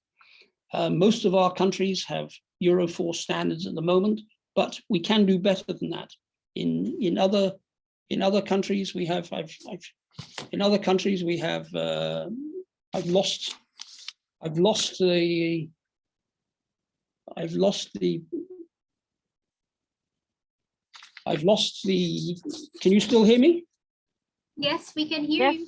Because I can't see anything on my screen, so it's okay. I'll continue on. So there is a possibility of having improved fuel quality in alternative fuels. We can introduce biofuels, which has been quite popular, particularly in the 2000s. This has involved either adding ethanol to gasoline or some form of biodiesel. It could be palm oil, or it could be coconut oil to diesel. The shift here is the problems are actually related to the amount of fuel that can be available, and also the price of biofuels. Biofuels per liter quantity are actually more expensive than fossil fuels, and therefore they add to the cost. So there is a problem there, and there is also a problem with how much land you need to actually grow your biofuels. There has been there is this global shift that we're going through now with the change towards what I call the next industrial revolution in transport, and that's a move to electric power and potentially also, I think, hydrogen use within the next 10 years. And this alternative change will be a significant change in terms of impacts on air quality. And the other thing we need to remember about alternative fuels is that by cleaning up air quality, we also have this co-benefit together with greenhouse gases, and cleaning up one very often has a significant positive impact on the other. So please don't forget also, climate change is something which can be tackled along with improving air quality. Next slide, please. I hope you're changing the slides. I can't see the slides actually ever. Yes. Here we mentioned before about motor vehicle inspection standards, and improved enforcement is something which is really required across many of the cities in Asia. I think all cities have got good standards in place, but how effectively are they enforced? As I mentioned before, many city city jurisdictions, they don't like stopping vehicles in the streets because the streets are already fully congested. And so this would just cause more congestion. But improved emission standards are something which, enforcement of emission standards are something that can help reduce emissions, although it's not likely to be a very significant amount. Where improving annual inspection of vehicles is something which is quite common. It can be done in different ways, whether you have a contracted out system or whether you have a concentrated system where you only have a small number of companies which are testing vehicles, or you have a deconcentrated system where you give licenses to a large range of garages and workshops.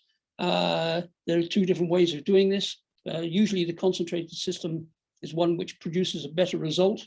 There are often governance issues with the one that is spread out through many garages, but these are something that can be done. But motor vehicle inspection systems, from my background, is something which is generally done for vehicle maintenance rather than just emissions. Next slide, please. We can also promote the use of low emission and electric vehicles, as mentioned before. This is something, as I said, which we're going to see huge changes within the next few years. Battery power is something which is becoming ever cheaper. New technologies are kind of coming to light almost every week, but I'm pretty sure that within the next 5 years, we're going to see a huge change in battery power. The batteries are going to become cheaper, and they're going to become more effective. It'll be easier to recharge. And so electric vehicles, I'm pretty sure, are going to be taking over from internal combustion engines within the next decade, certainly in Europe and North America. It may be a little bit longer in developing Asia, but I think that once it starts, I think we're going to be able to see it roll out quite quickly. The big issue we're going to have is, do we have enough power points for refueling vehicles relatively quickly? And we need to actually adopt policies so that it can make this change effective. Countries have been quite slow to adopt policy and strategies for changing to the new technologies. There is also the role of public transport is also quite important. I know from development perspective, there are a lot of investments in public transport. If you're thinking of investing in road transport, there'll be buses and minibuses, you really should start thinking about putting in place battery electric buses. They're almost the same price. If you look at the websites in China, you'll see that these battery buses are indeed even maybe lower in price than many other buses around the world. And I think from a development perspective, we should always think of some form of battery electric bus or alternative fuel bus rather than a diesel bus. I think it will be criminal really to replace fleets with Euro 4 or Euro 5 buses. We really should be looking at something much better in the future. And so the role of public transport is very important in the urban context, simply because buses are very high mileage vehicles. They do a lot of kilometers in town. They're running all day. They produce actually quite a lot of pollution compared to many other vehicle categories. And so they are a key category to improve. And also because if they come from a small number of operators, it's easy for that operator to recharge these vehicles and organize the recharging and refueling of buses at discrete locations. So they're ripe for putting on for investment in electric equipment. The next slide, please. I'll just say a few words here about low emission zones and congestion pricing. Low emission zones are very popular in Europe, and I said we're going to hear from Berlin in a minute, but there are well over 250 low emission zones throughout Europe. It shows how effective they can be. They're throughout the continent. They're in widespread use.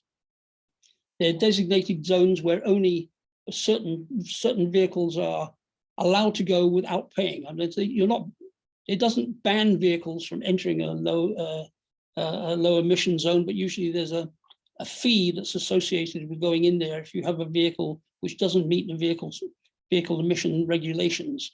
and that fee usually is enough to either deter people, and the fines for not paying your daily charge can also be very substantive.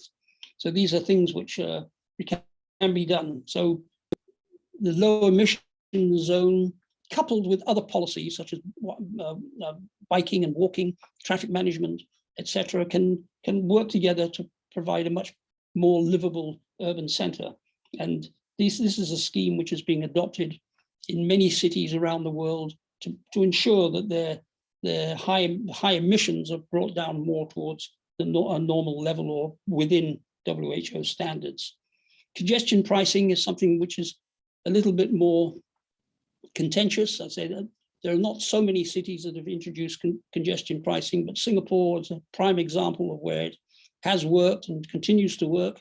London has both congestion pricing and ultra low emission zones overlapping with one another.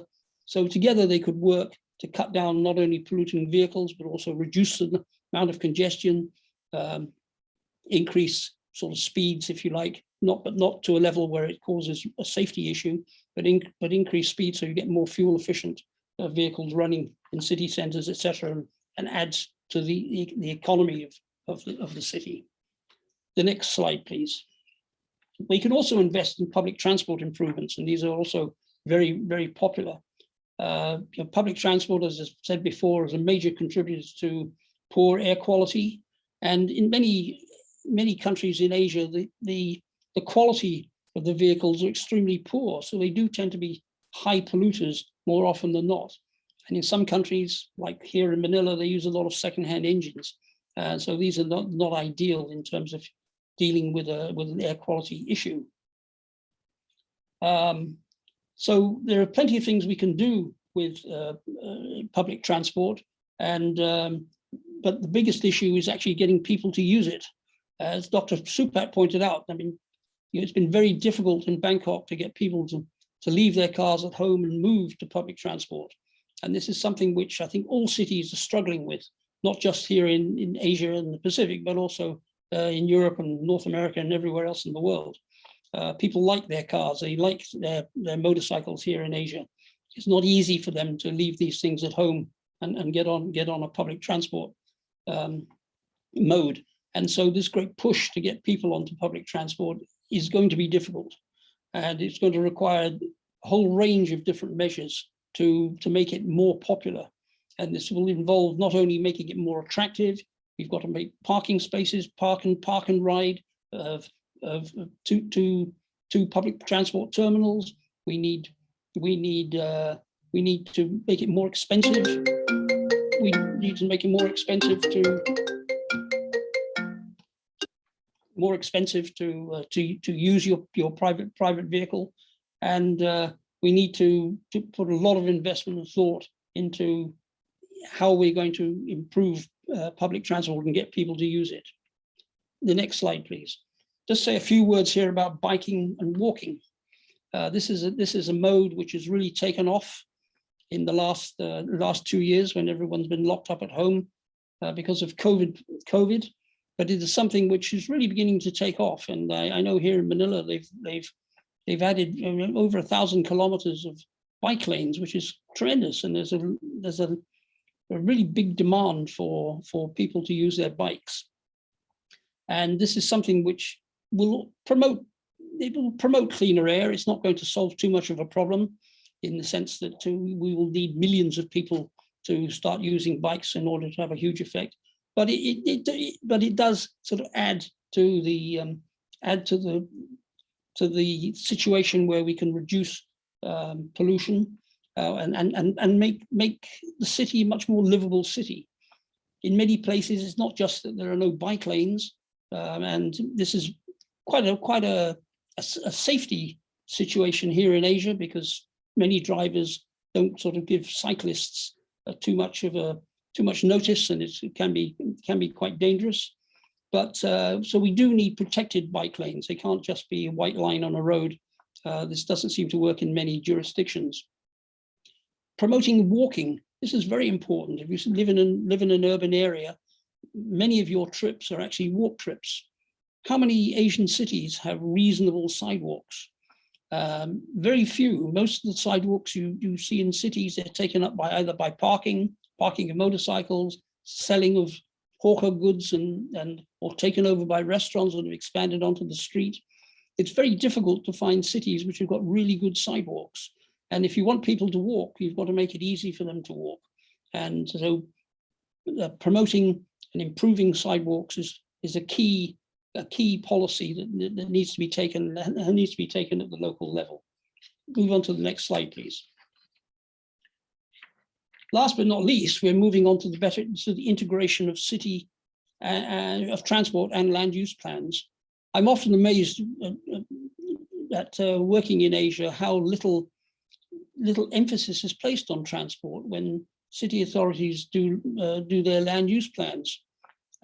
Just a small story. I mean, 4 or 5 years ago, I was working in Davao on a public transport city, and I was told that every city in the Philippines has a city land use plan, which is really good. But the problem is it totally excludes transport, which is perhaps one reason why we have an urban transport problem in many of our cities. But the Philippines is not the only place. Unless you totally synergize your land use with transport, you're always going to end up with difficulties in transport, i.e. congestion. And so it is very important that transport has a key role in land use planning. Every time you give planning permission to put up a building, you should really determine how many trips are going to be attracted and generated by that building. And this will differ whether that building is a hotel, an office block, or a residential block. Each type of development will have a different impact on the streets and the numbers of people moving. Very, very few cities in Asia go through this process of detailing out what is going to be the impact when they build land, when they develop land use on the transport system. And very often land developers, they build something and they rely on someone else, usually the local authority, to sort out the transport problem that will come later. Generally, of course, this never happens. But integrating transport and land use, we can also bring into it, adopt park and ride. There are many good examples where cities have put car parks on the outskirts of town and given free bus services into the center, so people don't take their cars and personal vehicles into the city of towns. We can reduce the number of trucks and provincial buses from city centers, which is quite common. We can move locators that generate high levels of pollution from city centers to outskirts and different locations, and adopt stricter guidelines, of course, for urban development. And last but not least, we have a next slide is on improvements in traffic management. This is something which is widely practiced, I know, in my country, in the UK. It is a developing practice in many cities of Asia, but we still suffer from not having very many traffic engineers who are skilled in traffic management. But this is all really about sort of making sure that streets are for the function which they're there to provide. So if you have lots of people in a shopping area, you don't want to have lots of vehicles in that area. So you want to keep your streets designed for what they're designed for. If it's an urban expressway, okay, you don't want people on those kind of streets. You want to keep them only for vehicles. And so we need to design we can manage our traffic in our cities so that we can make them a more livable and better place to live. We can design traffic management schemes so that vehicles don't go through rat runs to take a shortcut through housing areas and things like this to avoid traffic. And we can block off streets to make them pedestrian streets. These are the kind of measures that you can take in traffic management. And my very last slide talks about parking management. As I said earlier, this is something which very often is forgotten in transport policy. But if you continue to provide plenty of parking, and it's provided very cheaply, then you're always going to have people using their personal transport to drive to work. And one of the ways in which you can change this is by actually reducing the number of parking spaces, or you can change the demand by repricing parking, by either putting up parking charges, or even if it's private parking, as a local authority, you might be able to tax the private car park to make car park charges even more. So there's lots of things you can do with parking to improve the policy and to get people to move out of their personal transport and move much more onto private transport. So there's a whole menu of different things that can be done in the transport sector. And when you are looking at the measures to take, you will probably take a series of these things. You may even try most of them all together, because together they will all achieve a better result. But it is very necessary. If you're going to tackle your air quality problem in your cities, you're going to have to do something about transport, because transport is likely to be the major source of your problem. Thank you very much.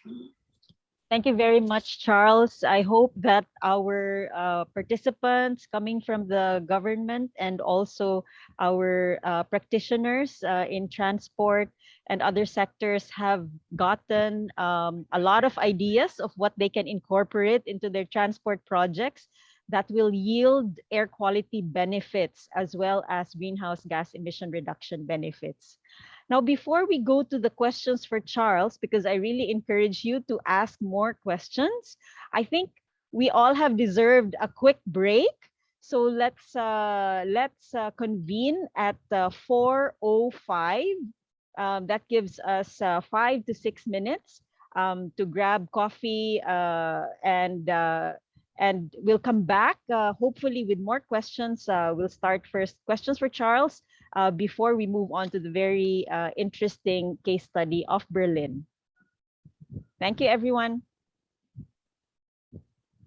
See you at 4:05. I know I've got it back. I've got it back. Thank you. It disappeared. Luckily I had my slide copy, a paper copy of my slides.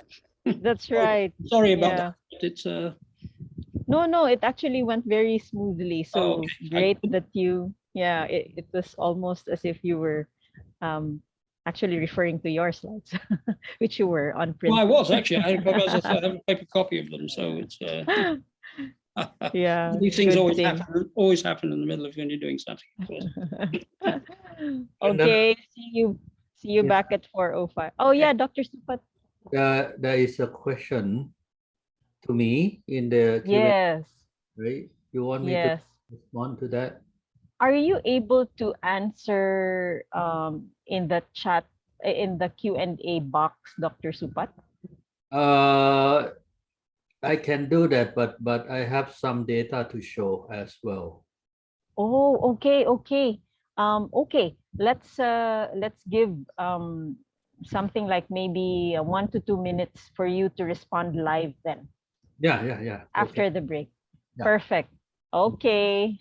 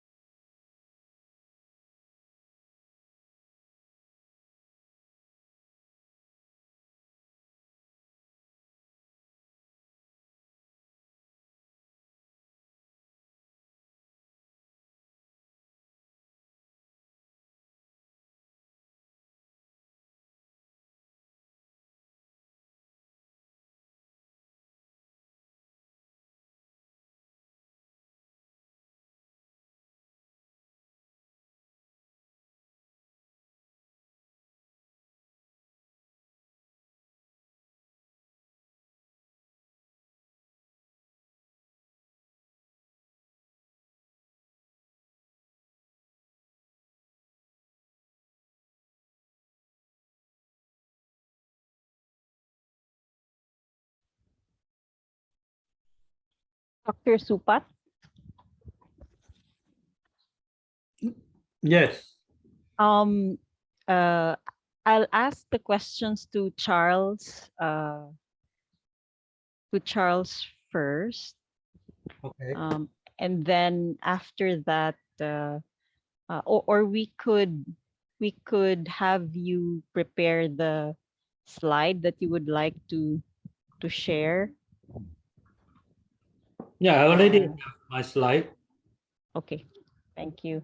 Yeah. We still have 1 minute.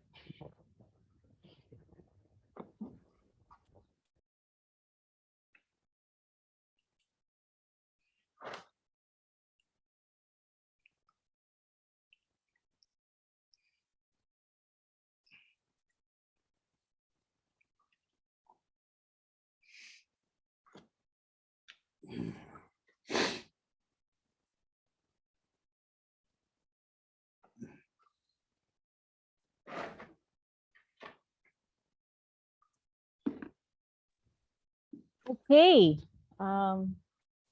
Okay. So it is 4:05. I hope that we all have had a quick break, and I see that that we have a few more questions in the chat box. Some are questions for Charles, and others are actually for Dr. Supat. So I'll take, why don't I start with you, Dr. Supat? There is this question about the impacts of work from home, from the work from home setup on emission reduction. So Dr. Supat, may I ask you to briefly respond to Jefferson Valiente on emissions during the pandemic in Bangkok? Yes, yes. I will do that. We do not really measure the impact on emission, but what I did is asking students to analyze the data of the ambient PM 2.5 in Bangkok during the work from home period compared to the same period of last year, the previous year. And the results actually show the reduction. Let me share some of the slides. It will be quick, not so long. This is the effect on the speed of the vehicle on emission of PM. The study done in Bangkok as well. And the green line here. And the red line is from the European study. And you see when the speed of the vehicle go up to 60, if the speed is only 15 kilometer per hour, you see the emission of PM will go up 2 times more. So we are interested in what happened during the COVID-19 lockdown of Bangkok situation, in which the vehicle, the number of vehicle on the street being restricted because of the lockdown. People work from home more and more. This is the result of the PM 2.5, 24-hour average. This is the lockdown period. From 15th of March. Sorry that it is in Thai, but I can speak in English. This is 15th of March, work from home period, to the 10 of April. And the red line here show in 2000, it's actually 2020 compared to 2019. The blue line or the purple line. You can see the PM 2.5 actually gone down during the first week of lockdown.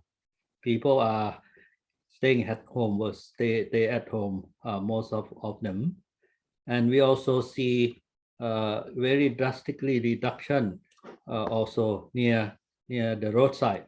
This figure is on the roadside, and this figure is on the ambient side. you see higher level of PM 2.5 near the roadside.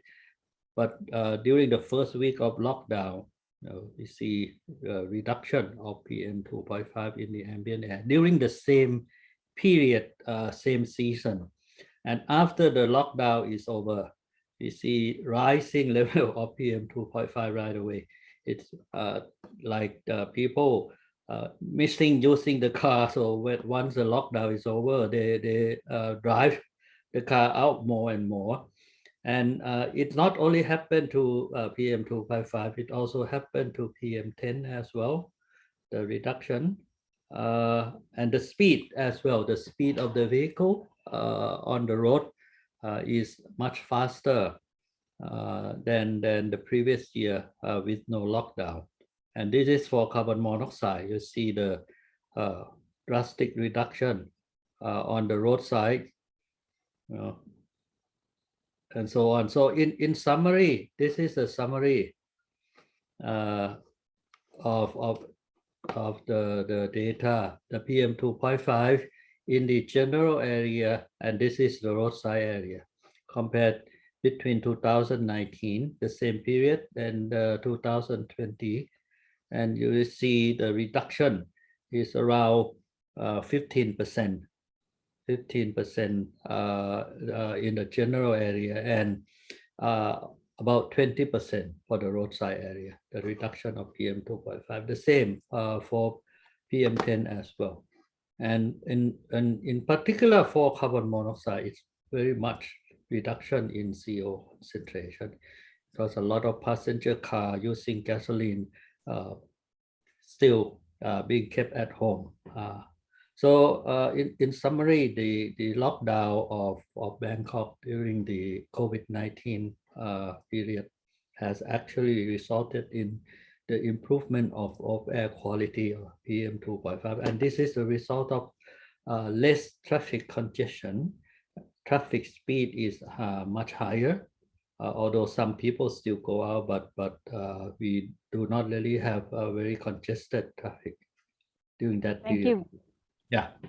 Thank you so much, Dr. Supat. A very interesting figures. And I now would like to ask Charles. There is a question here from Maria Morgan.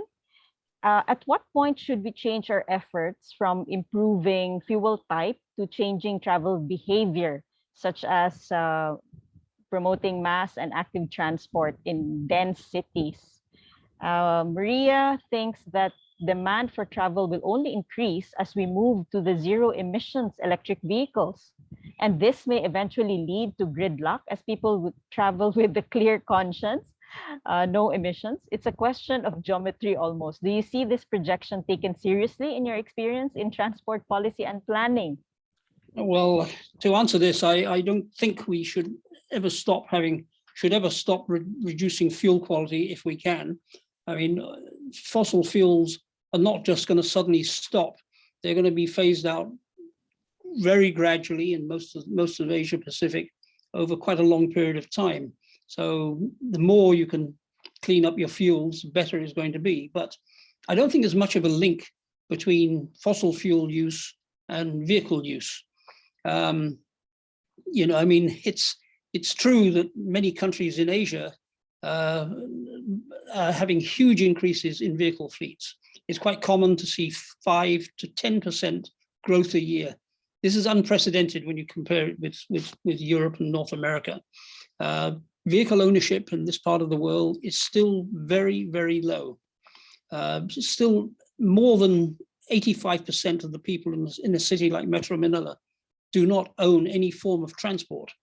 So the potential for private ownership is huge. Motorcycles are relatively cheap. I think the cheapest motorcycle you can get in Manila, I'm talking about a proper motorcycle now, is around about $1,000 US. And it costs you very little down payment to buy one of these things. So when anybody has a reasonable paying job, they have enough money really to go out and buy a motorcycle. This, for many, is very much more preferable than using public transport. Public transport generally is poor quality. It's one thing to build a few subways and a few LRT lines and a few BRT routes, which have got good quality transport.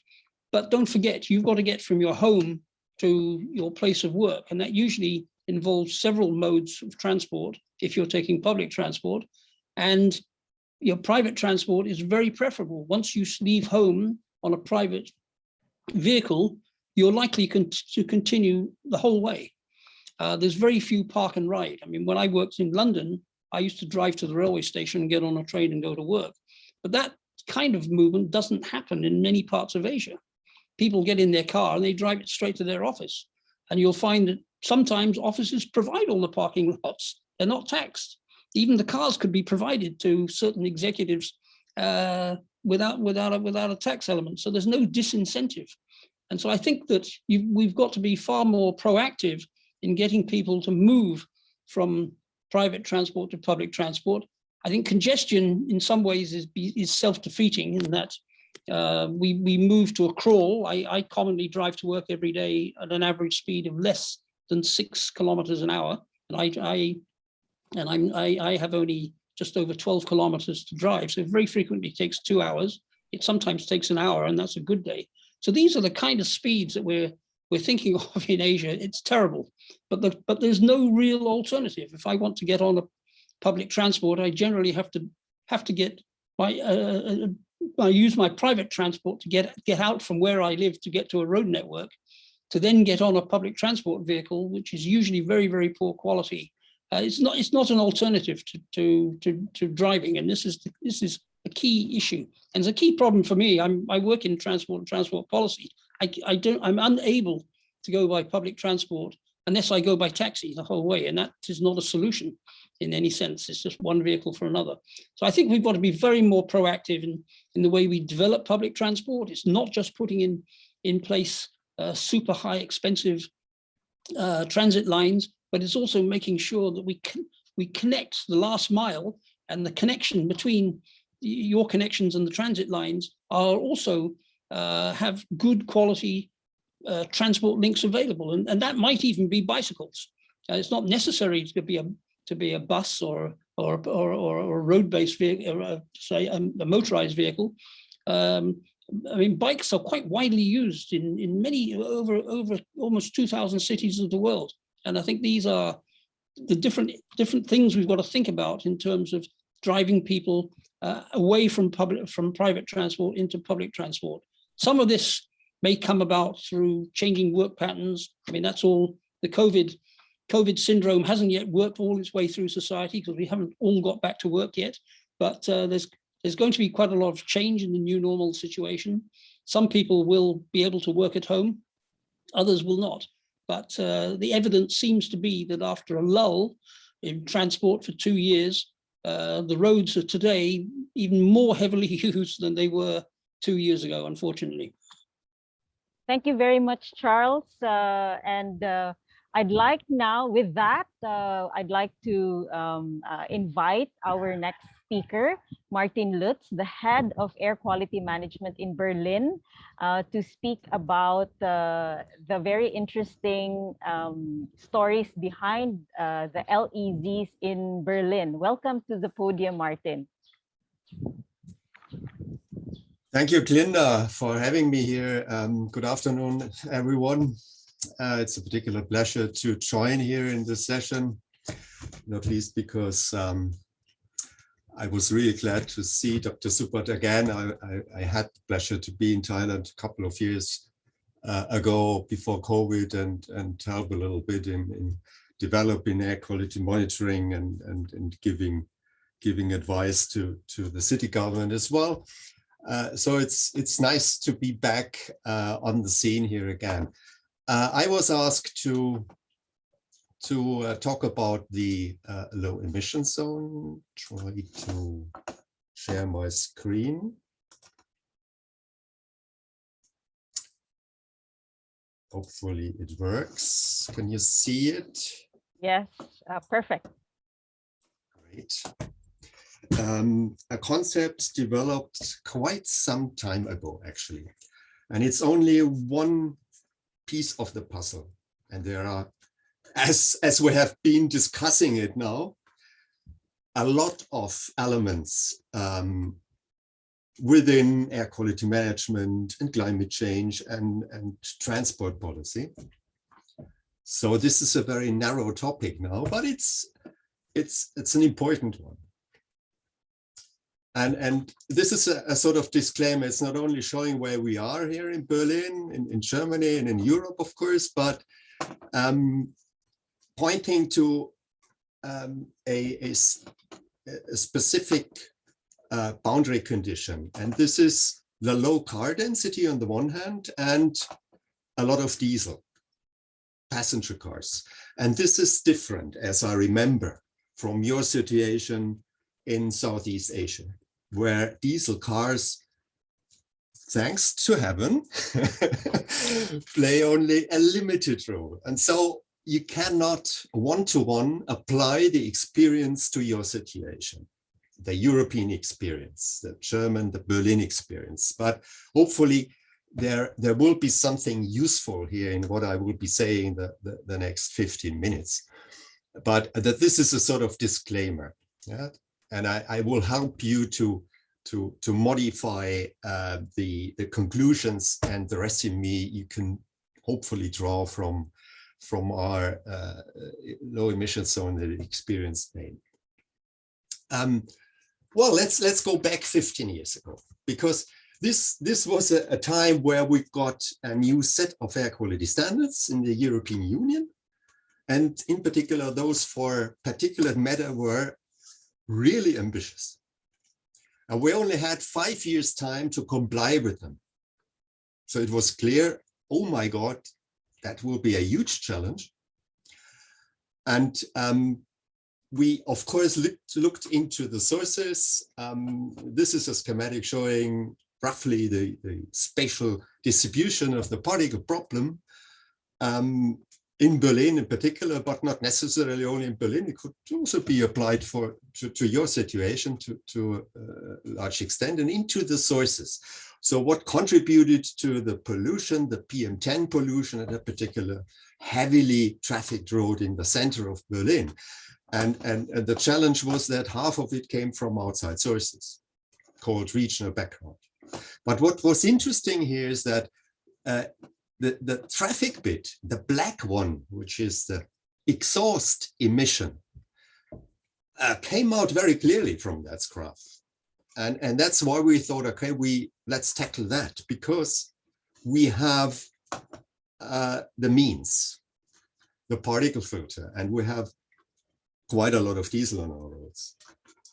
And it was proven, and WHO has put diesel soot into their list of cancerogenious agents, and it's a climate driver, and so there are innumerous good reasons to control it and to get rid of it as much as possible. That's why we thought, okay, let's develop a no diesel without filter strategy, and the low emission zone turned out to be the sort of the basic element of it. And this is a graph showing the urgency of the problem. We were faced in 2002, and the compliance deadline was already 2005 for particulate matter air quality standards. And wherever a road appears here in red, this is the result of a model calculation of a street canyon model nested into a large-scale modeling exercise. And this was the present situation in 2002, with quite a number of affected residents living in all those roads which come up here in red, which are way above the air quality standard. And so we thought we need to enforce drastic measures, and given that transport contributed a lot to the problem, 40% of the total pollution, PM10 pollution, came from traffic, and for NO2 it's much more dominant either. We thought, well, let's go for an access restriction for polluting vehicles.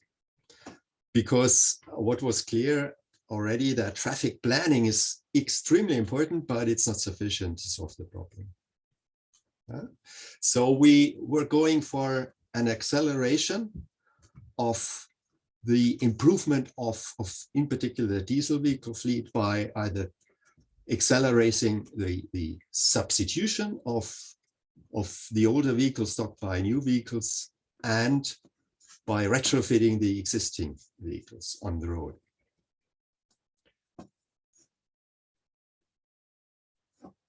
Because we have the filter technology available. And now the scheme has been developed, as I was saying, in between 2004 and 2006, based on the approach that the city center, covering almost 30% of the population, very densely populated, was assigned as the low emission zone, the area where you should not drive if you won't comply with certain emission criteria with your vehicle. And there was a two-stage approach. We started with a first step in 2008, followed by a second one in 2010. And there was a sticker system invented. That was actually not a Berlin invention. It was a national scheme because quite a number of other German cities suffered from the same pollution problem. So Berlin was not the only city, but actually the first one who came up with that idea. But we were followed by quite a number of other cities, even in Europe by now. So the sticker system allows to identify a vehicle, whether it's compliant with the scheme or not. And after 2010, we had Euro 4 as the minimum requirement, including a retrofit possibility. So you could upgrade your Euro 2 or 3 vehicle by retrofitting it with a particle trap. Then it received a green sticker and could drive in. And this was very successful, in particular for commercial vehicles, which were very bad in terms of the vehicle fleet and emission characteristics.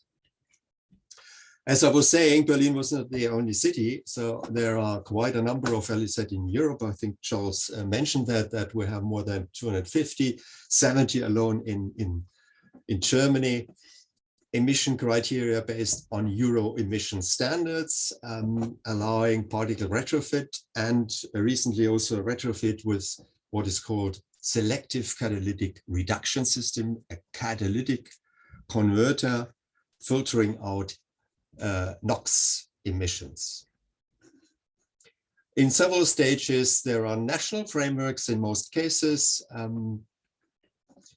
and low emission zones in very small towns, actually, in particular in the Po Valley, but also the big, by now it's called ultra low emission zone in London.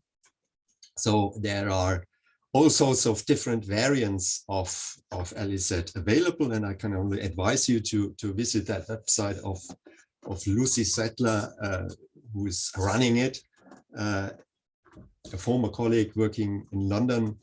Urban access regulations provides a superb overview on all sorts of access regulations, including low emission zones being in place in Europe. LEZ, different variants, different types. Some of them limit the access restrictions to heavy good vehicles. And this is maybe an interesting option for you if you want to focus on the diesel-driven vehicles, which are mostly the heavy goods vehicles, commercial vehicles, buses. This is very interesting, and there are in London, they have started with a low emission zone focusing on the heavy vehicles, and in Scandinavia as well. There are different ways of enforcing it manually with the sticker system, which is very simple. And has the advantage that everybody can see whether a vehicle is compliant or not. Social control as an example. So maybe that deters the one or the other car driver to drive in. with a non-compliant vehicle. Of course, automatically with number plate recognition technology, this is very smart. And it allows to cover the whole vehicle fleet permanently. Yeah? So this is of course very, very efficient, but it's costly. Different operating hours. We have permanent low emission zones in most countries, in Germany, in the UK in particular, also in Spain, as I remember. There are also seasonal variants, also only in operation during the winter time, where you have the highest concentrations and the most severe pollution episodes. And there are always exceptions, because you have to deal with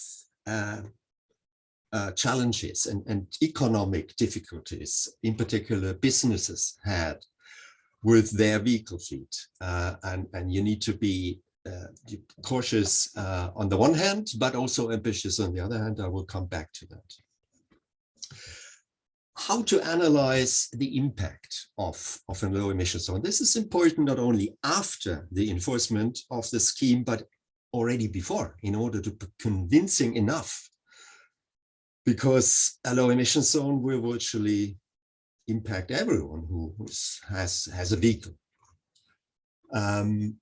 So we were looking firstly on the traffic flows and analyzed where are vehicles driving and what would be the potential impact of a low emission zone. In particular, looking at potentially rerouting effects, because this would be detrimental. If you live at the outskirts of such a zone and it would suffer from increased traffic, of course, that would not be popular and of course not helpful for the health protection of the population. The vehicle fleet composition is a key data which you need to know.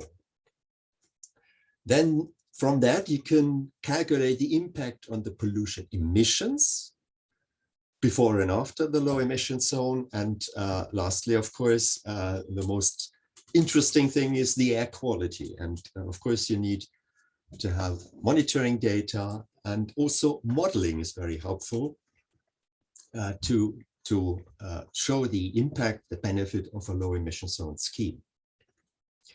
So we started with the vehicle fleet composition. This is a graph. This shows the share of the vehicle fleet of the different emission categories. So green is Euro 4, relatively clean, and red is polluting. And this was the situation before they introduced the first stage of the low emission zone. And in 2010, the trend without low emission zone, extrapolating the average turnover of the fleet, would result in only a minor improvement. And this was then the situation for diesel cars, light goods vehicles, and heavy goods vehicles in reality after the introduction of the zone. So you could see immediately a huge share of the more cleaner vehicles penetrating the vehicle fleet. So this was a clear positive impact of the low emission zone, and taking that as a basis, we can calculate the exhaust emissions. Firstly, for the year 2007, before the introduction of the scheme, and then for the trend case without intervention, and calculating the reality after first stage 2008 and the second stage 2010 and 2012, and compare it with the trend case. So this is the net benefit. And this was striking. So for the whole fleet, and you can, of course, look separately on cars and on diesel-driven commercial vehicles. So the emission reduction was quite striking. So this was the net benefit in terms of emission of exhaust particles of the low emission zone. So minus 60 something %. in relation to a year, an artificial year without intervention. This is an interesting slide because it's a model calculation. It was a scenario calculation looking from the perspective of 2002 into 2010. What will happen if we introduce the low emission zone and the low emission zone in combination, which was called STEP, that's the Strategic Urban Mobility Plan, launched around the same time. So this is the impact, the extra impact of traffic planning. And it's interesting that the black bar indicates the emission reduction on top of a trend scenario, business as usual scenario. And black is black, the exhaust PM emissions, NOx in blue, and the total PM, which includes also the non-exhaust emissions, which are not related and linked to or depending on vehicle technology, but rather on the number of vehicles driving on the road. And this is now interesting that the traffic planning, which was very ambitious and had the objective and the goal to reduce car traffic in Berlin, was expected to help here in terms of doubling the emissions, the emission reduction of the total PM, which includes the non-exhaust, the tire abrasion, the abrasion of the road surface, and the resuspension of road dust on the road, which of course is depending on the mileage, on the traffic amount. And so the conclusion here is low emission zone is fine to reduce here in particular the tailpipe diesel soot emissions, but traffic planning is key as well and would help a lot to even also reduce NOx, by the way, and to reduce the number of, this is here on the right side, the number of affected people living across polluted roads or the length of the roads non-compliant with the air quality standards. This is a slide summarizing the impact of the low emission zone in Berlin and Germany. So we have learned that polluted emissions drop drastically if we concentrate and focus on the small and black PM metric. It's -20% if we consider the whole PM10.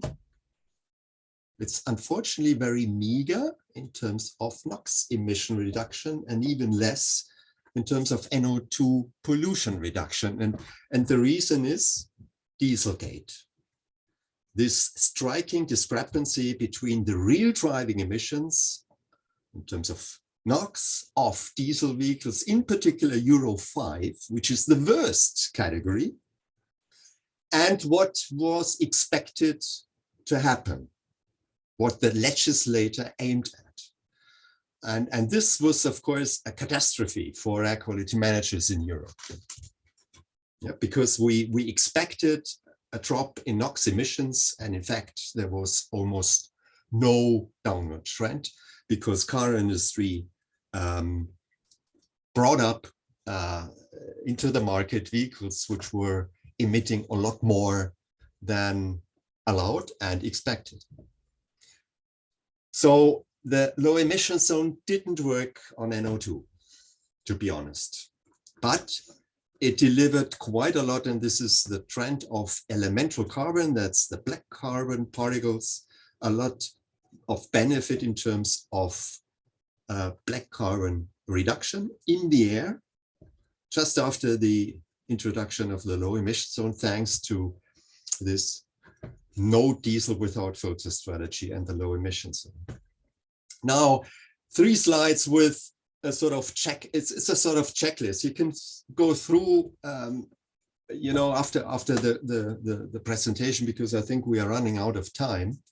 So I cannot go through all of these points I have put in on the screen here.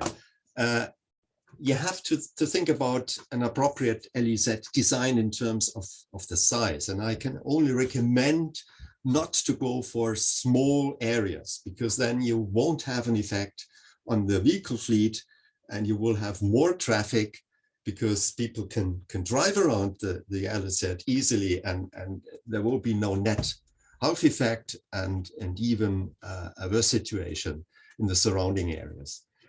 The type of vehicles I was mentioning, okay, we had a different situation in comparison to yours in terms of diesel passenger cars, but I mean, motorbikes were mentioned, and this is of course the backbone of your vehicle fleet in Southeast Asia. And I was surprised to be in Beijing a couple of years ago several times and see electric motorbikes all over the place.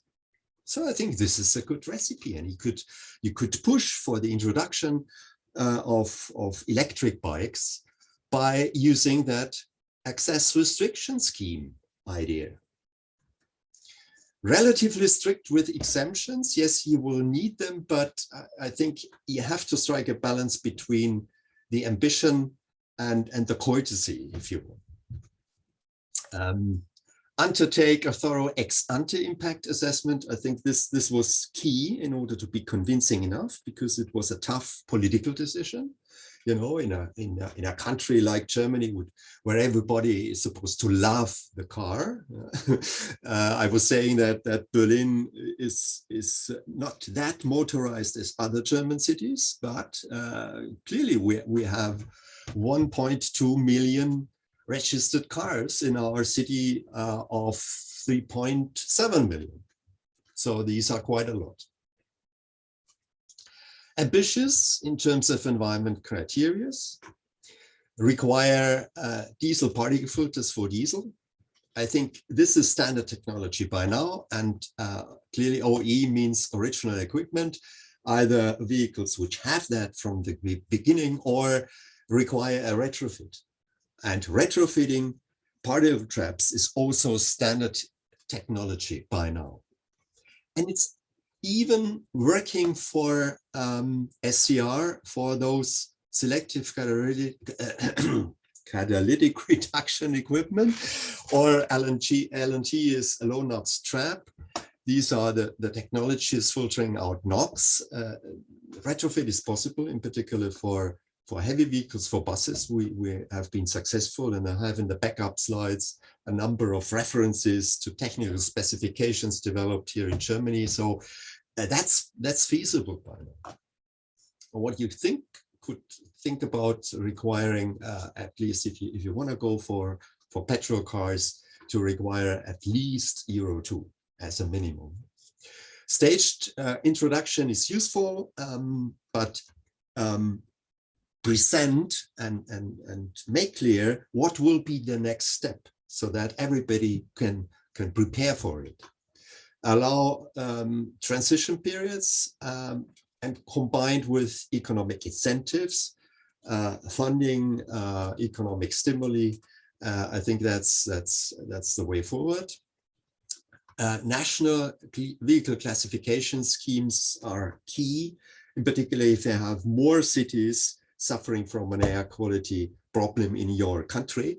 So it doesn't make sense to invent something for the capital or for only one big city. It's better to have it more widespread in terms of the technical specification, and as well as in terms of the legal framework. That has been mentioned already, rightly so, that the effective enforcement and sanctions and the inspection of vehicle is absolutely key. So if you have on paper requiring, vehicles with a catalytic converter or a particle trap, and those technical means do not work in practice, then it's useless. So you have to go after and control the cars and to make sure that these exhaust treatment systems work in practice. Extensive public information, clearly an ex post impact assessment. So when you have it in place, of course, you could measure the impact. And in order to be able to do that, you need to start measuring before the introduction, so you can compare a before and after case on the basis of monitoring data, which are, of course, the most reliable source of information. And undertake complementary measures. I can refer to Charles' very interesting talk and all these elements, in particular within a strategic mobility urban planning exercise. And if I may add something, this is a more personal opinion, that I think it's a false narrative to believe that you can simply solve the climate and air quality problems in your city by electrifying your vehicle fleet. Electrification and electric vehicles are a part of the solution, but it's only a part. We need to have less vehicles independent of the propulsion technology on our roads. I think that's the main message here. And of course, on the way towards that, a low emission zones scheme, the idea is, I think, something useful for consideration also in your countries. And here are a number of sources where you can dig into the matter in more detail. Thank you very much for your patience. Thank you very much, Martin.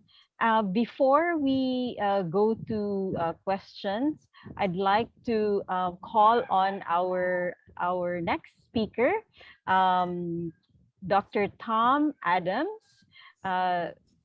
to discuss a proposed framework to track air quality benefits of ADB projects. But before that, to speak of the experience, another case study in the UK. Tom, you may now take the podium. Thanks, Glinda. Can I first check that you can see my slide? Yes. Yes. Excellent. So good afternoon and good evening, everyone, and good morning from Oxford here in the UK. And thank you for the opportunity to talk today about using simple approaches to track the air quality benefits of urban transport projects. So in this presentation, I'll be providing an overview of the requirements for monitoring, evaluation and reporting, or MER for short, and why it is important to track the air quality benefits of transport projects. Then I'll show an example case study of how the performance of air quality actions were tracked on the recent London ultra low emission zone project. And I'll end with suggestions on how the ADB framework could be expanded to cover air quality exposure. So firstly, let's take a look at the concepts of monitoring, evaluation and reporting. So why is MER needed in support of an urban transport project? Well, establishing a system of monitoring, evaluation and reporting will allow the project team to track the performance of actions relating to air quality through the life of the project. So this offers several benefits, including providing reassurance and encouragement to stakeholders in demonstrating how actions are achieving their aims and demonstrating how the project is on track to achieve its ambitions. So these changes brought about by actions can be compared with the original objectives and a baseline to assess their performance. So this will include an assessment of indicators for the action and the timeframes over which changes were forecast to occur. And if the actions are found to be underperforming, it provides the opportunity to implement remedial measures. So let's have a look at each aspect in a little more detail, first starting with monitoring. So monitoring is a continuous function that uses the systematic collection of data on specified indicators and enables decision makers to understand the effectiveness of actions.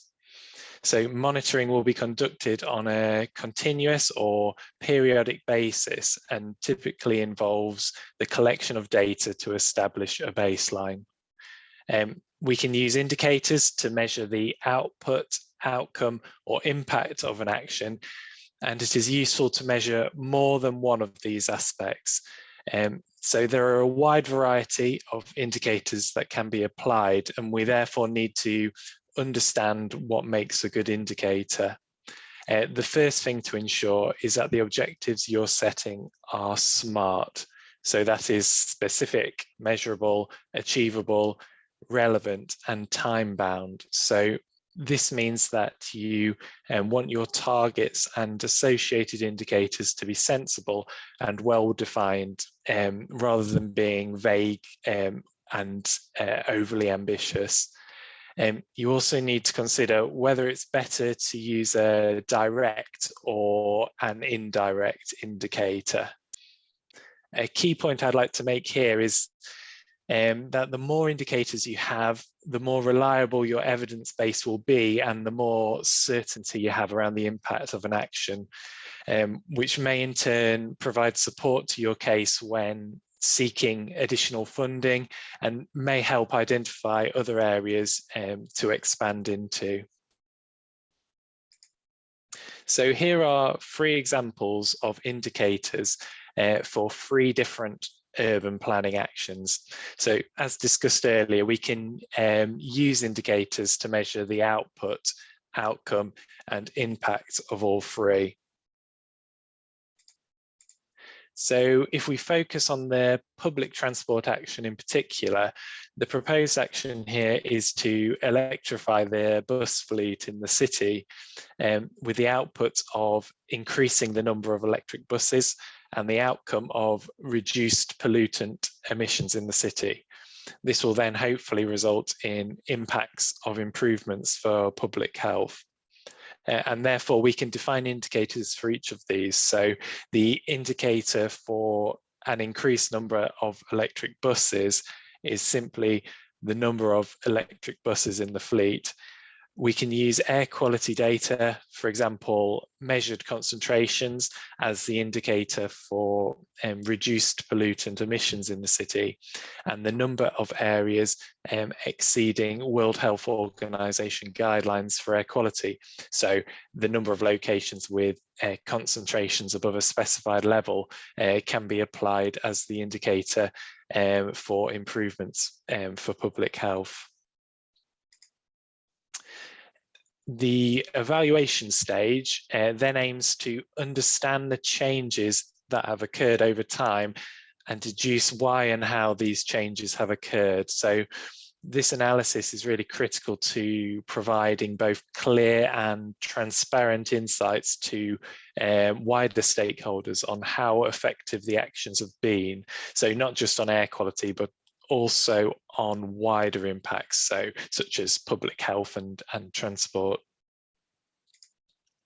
So the evaluation stage comprises the process of evaluating the impact of an air quality action or the project as a whole, and uses the monitoring stage before it, considering the baseline data, target set, and progress made towards those targets. So evaluation is really important because it can lead to changing and or improving the monitoring indicators chosen, as well as the actions themselves. And it is recommended that a project should make a clear commitment that it will regularly evaluate the impacts of a project in order to continually improve it. I've also included this table to show some types of evaluation tools that can be used to assess the impact of actions. So here for a transport project in terms of activity, emissions, concentrations, and human health. I thought it would also be useful to set out some example questions that the evaluation stage should be answering. There are, of course, many more evaluation questions that can be used to evaluate a project, but when coming up with these questions, I find it useful to keep the evaluation criteria shown at the bottom of the slide in mind. So ensuring that the action or actions are relevant, that they are effective, efficient, and are having the required impact. And of course, that they can be sustained going forwards. And then finally, reporting. So at the reporting stage, data and analysis that was gathered and produced during the monitoring and evaluation stages will be presented to a range of stakeholders. So the key objective at this stage is knowledge and information sharing, especially as most urban projects are likely to have a diverse range of stakeholders. So you need to consider your target audience and tailor your reporting style to them. The level of detail, metrics reported, the type of media, what do your stakeholders care about, and the language used to effectively communicate the findings all need to be considered here. You're likely to have to undertake both public and private reporting. So public reporting is perhaps a bit more transparent and might be at a higher level, so less detailed than private reporting, because you're communicating quite complicated information about air quality to an audience who may not know a lot about the subject. So you need to be clear and I suppose not generate panic when reporting information to the public. So especially involving information that may relate to human health. For private reporting, or I suppose internal reporting, this could be a lot more detailed, and the priority is for departments within the city to work together to collaborate and facilitate peer learning in order to continually improve the air quality actions each department is responsible for. This is also an opportunity to work more closely with other areas or project teams that may not have air quality as the priority, and consider how your reactions relate to, for example, climate change or transport. So this table shows a basic example of the indicator, the target that we are aiming for, and the result or the current situation for our electrifying the bus fleet example from earlier. So although this is a simple table, it does show whether or not the targets for each indicator have been hit, and it is a good starting point.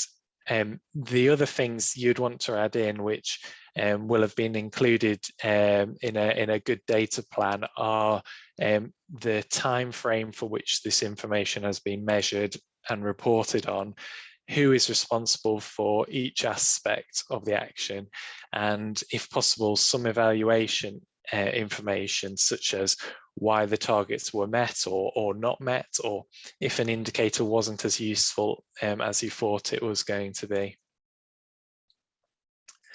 So I would now like to use the real world example of the ultra low emission zone in London to show how monitoring, evaluation and reporting was used to track the performance of the air quality actions implemented by the project, communicate how the project was on track to achieve its ambitions, and also provided the opportunity to implement remedial measures in areas where the project was found to be underperforming.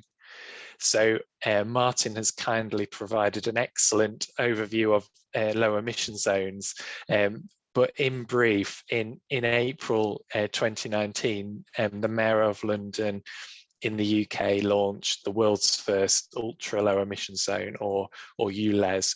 So around half of London's NOx emissions are from road transport.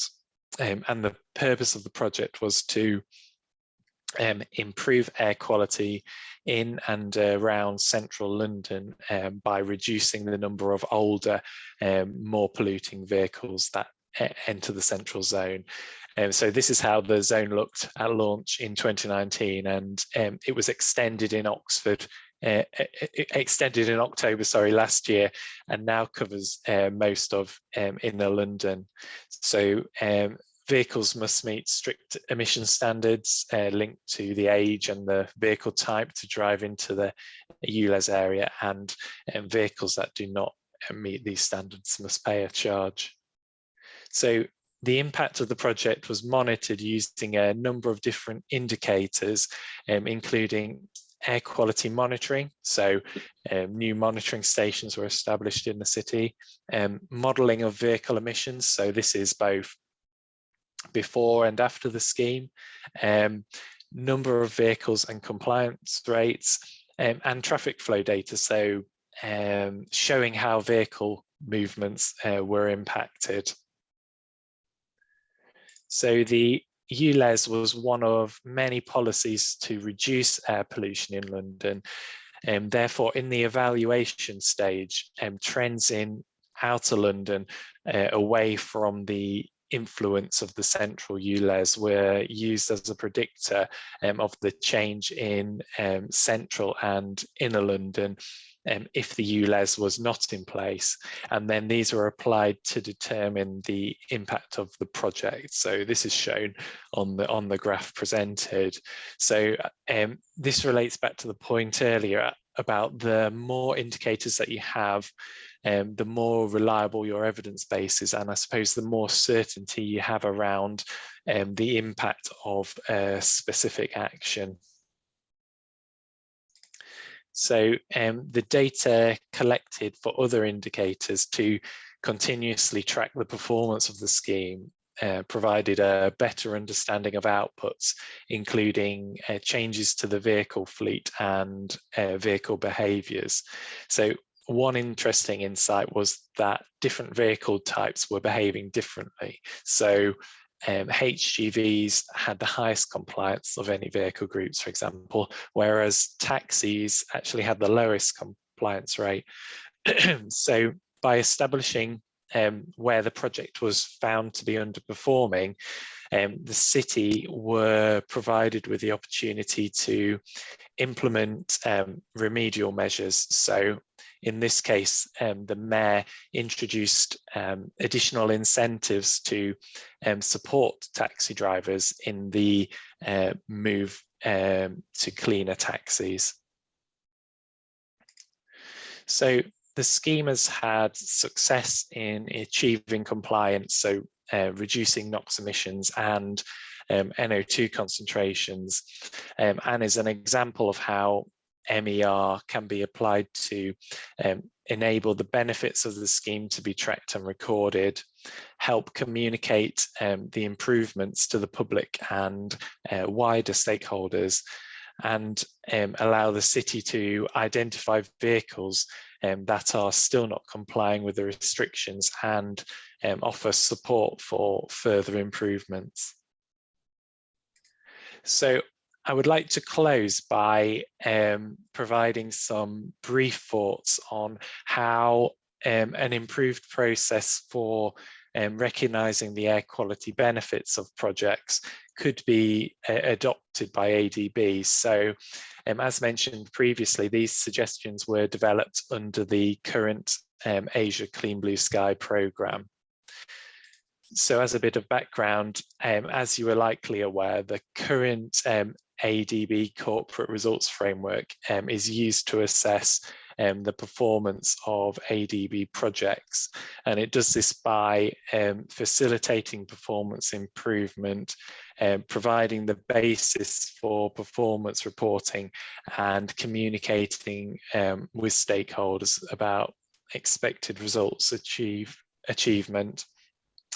So there are 7 operational priorities which act as thematic areas, and within each operational priority are results framework indicators acting as intermediate outcomes, and supporting tracking indicators which act as immediate outcomes. So this is operational priority 3 for the framework, which relates to tackling climate change, building climate and disaster resilience, and enhancing environmental sustainability. So the indicators circled are those which have been identified as which can be currently related to tracking air quality benefits. So the project team have identified an opportunity to track further indicators to better understand how ambient air quality has been improved. So this may be classed as reduced pollutant concentration at point of exposure, and this could potentially allow air quality performance to be tracked with more detail, and to allow for project managers to be guided on which actions have a positive benefit on air quality.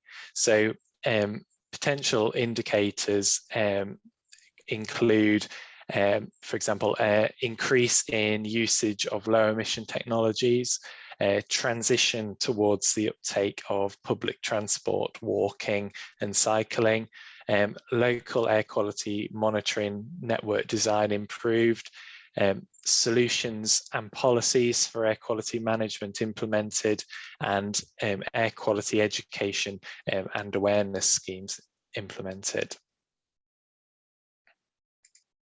So thank you for listening today. And please let me know if you have any thoughts or questions. And I'm also contactable after the session through the email address shown. So thank you. Back to you, Glinda. Thank you very much, Tom. And I'd like to check for questions from the floor to any of our speakers. If Dr. Supat is still here, there is one question from Karma. So Dr. Supat, you mentioned that Thailand is moving toward WHO interim target 3 for PM 2.5. In ADB, we are currently updating our safeguard policy.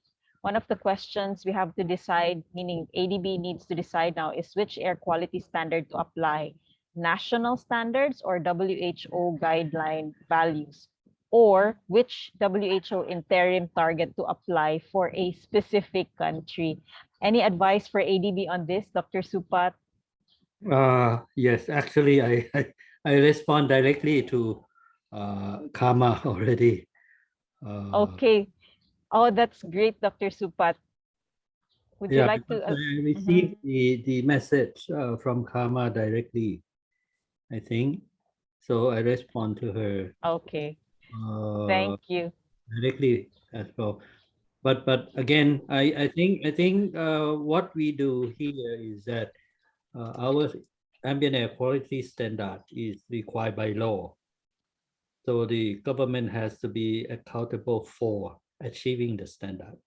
So it is not possible for the government to go directly to the WHO guideline value, which is quite impossible. I think in my view, in particular the new WHO guideline value, 5 microgram per cubic meter. Even in Europe, in European country, in EU, there is no standard for 24-hour average value, because it is quite difficult to meet such a very stringent standard. So what we have to do is to go on a step-by-step, set a target in accordance with the interim target 2. And then we develop plans to reduce emission in order to achieve the standard. Once we are getting closer to the standard, now we will review and then update the air quality standard to be more stringent. And that will be used as a new target for the plan.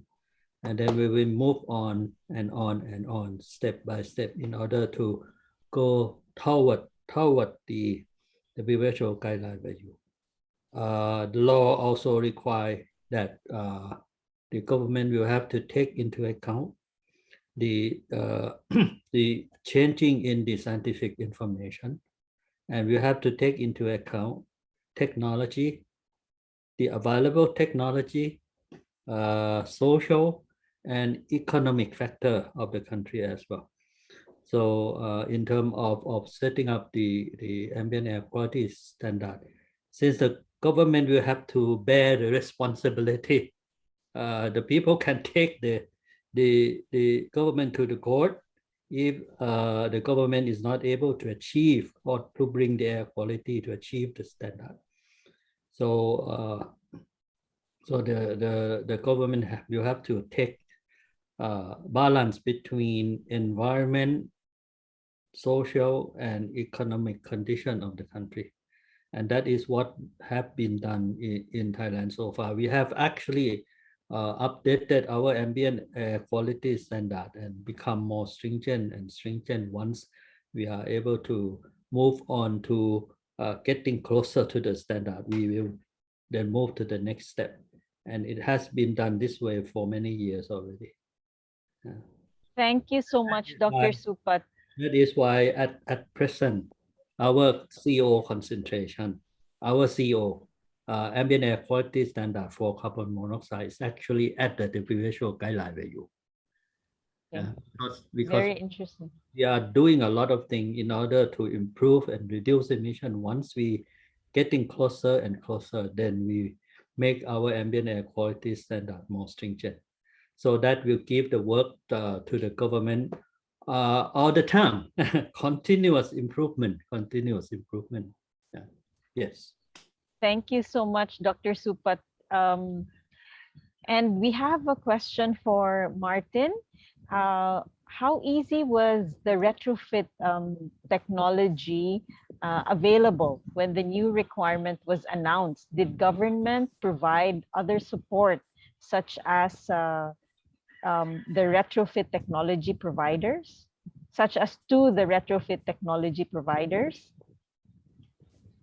That's a good question. And you can imagine that it was not easy 15 years ago, because we were the front runners, and the government, the German government always pampers the car industry, and they did it also 15 years ago. And of course, it's not commercially an advantage for the car industry if you build something into an existing car. They rather want to buy and sell, want the customers to buy new cars or sell new cars. So there was no retrofit technology framework available. But and that ties on to what Dr. Supat said, because our air quality standards in Europe are legally binding. And by now, citizens have the right to sue an administration for not doing enough.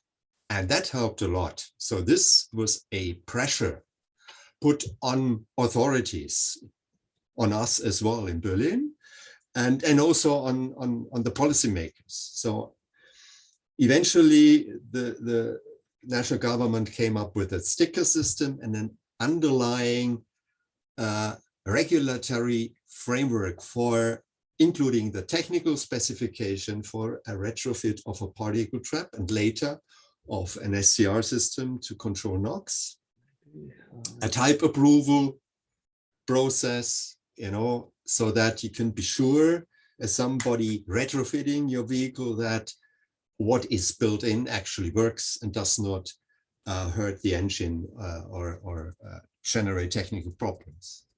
And there was also a funding program which could have been much better and extended, because it's focused on passenger cars and to be honest and blunt. This was wrong.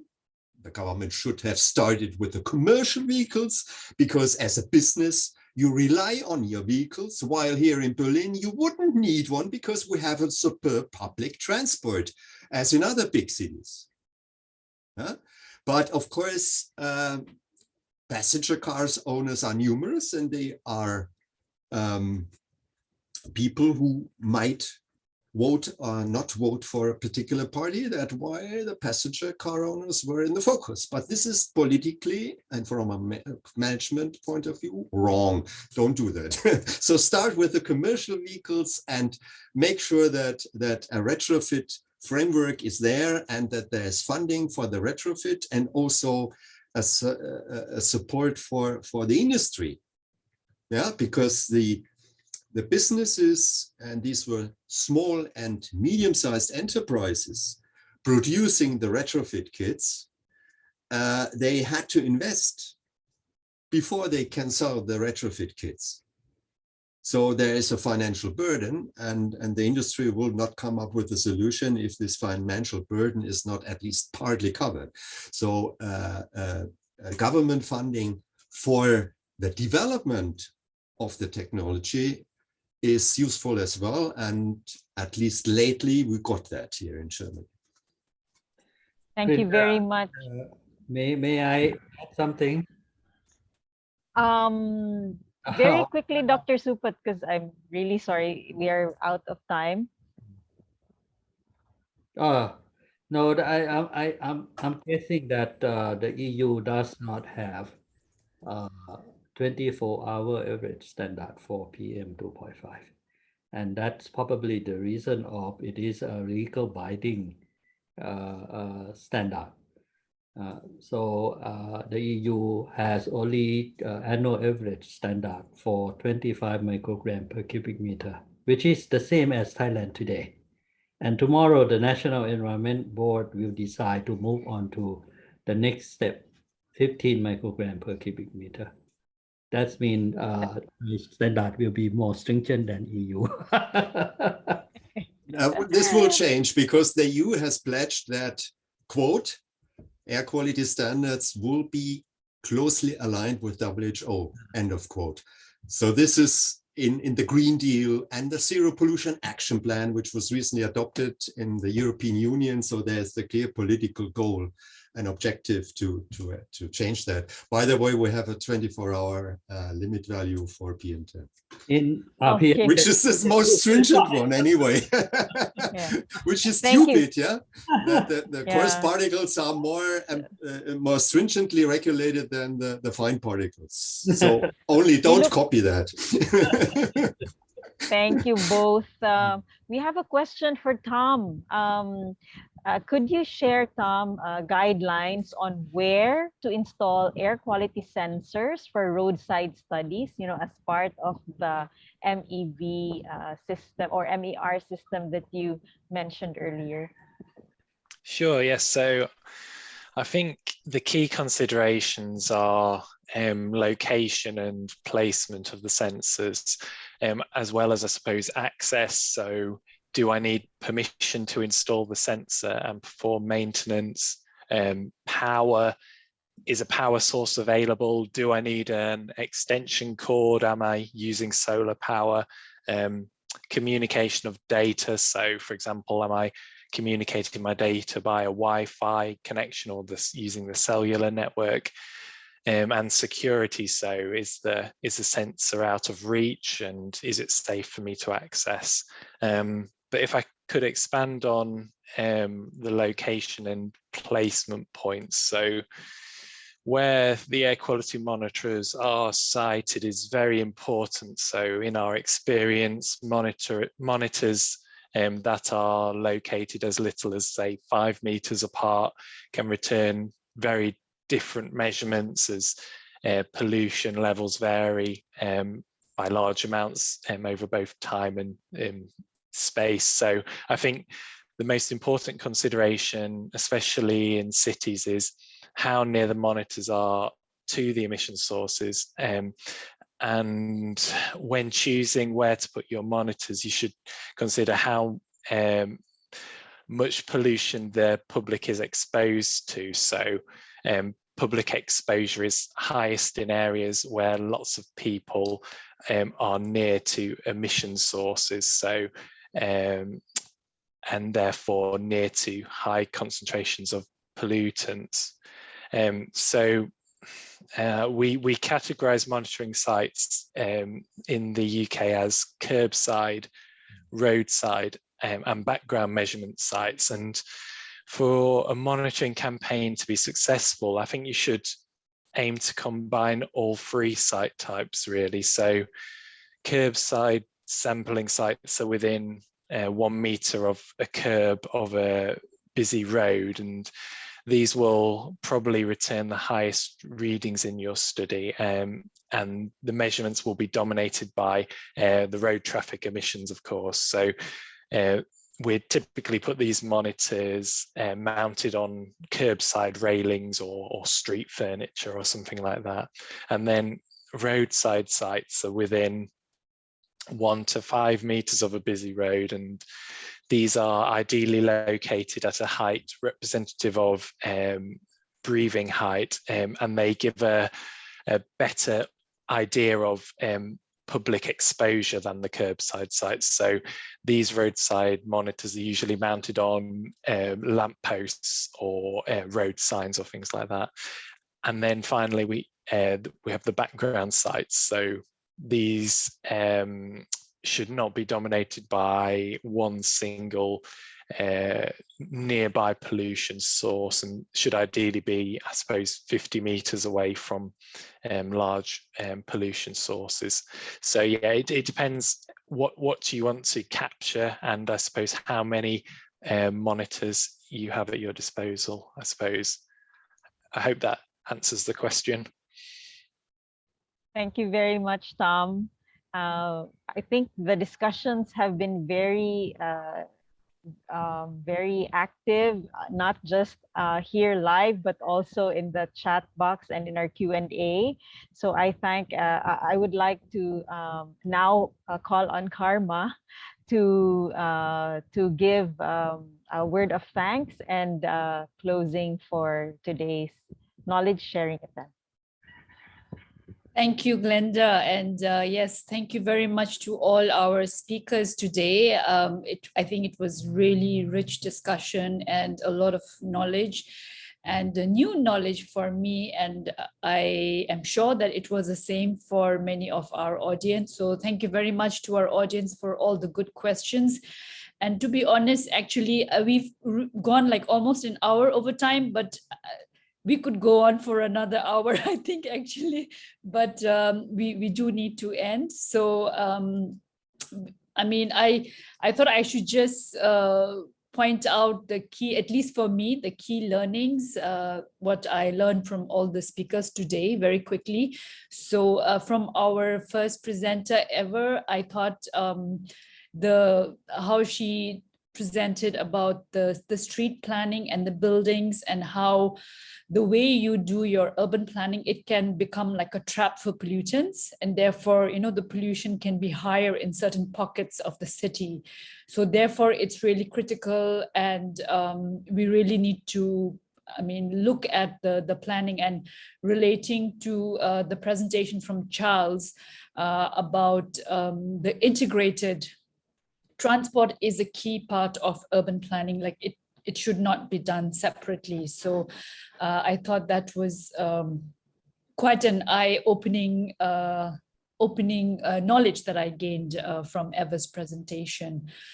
And then from Dr. Supat, it was fantastic to hear the story of Bangkok over the past 20 years, and how gradually despite the increase in the number of vehicles, the pollution levels have been going down because of the cleaning up of the fuel, the removal of the lead, the sulfur levels decreasing. So that's a great story. But then he did mention that there is an increasing trend, particularly for ozone, which is a secondary pollutant, which, you know, is created as a result of interactions between different pollutants. And also that at the moment, though there, I mean, for me, I I know Bangkok to be a great place for mass rapid transit. So it was a bit surprising for me to learn that actually the air quality benefits because of mass rapid transit are yet to be seen. And they have this plan to, really extend the network. So that's something that I look forward to keeping track of.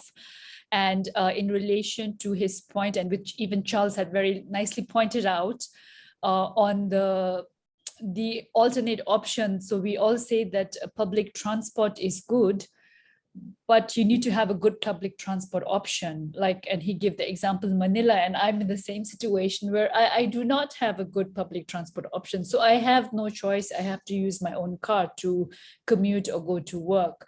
So while these options are out there, I think the enabling environment has to be there.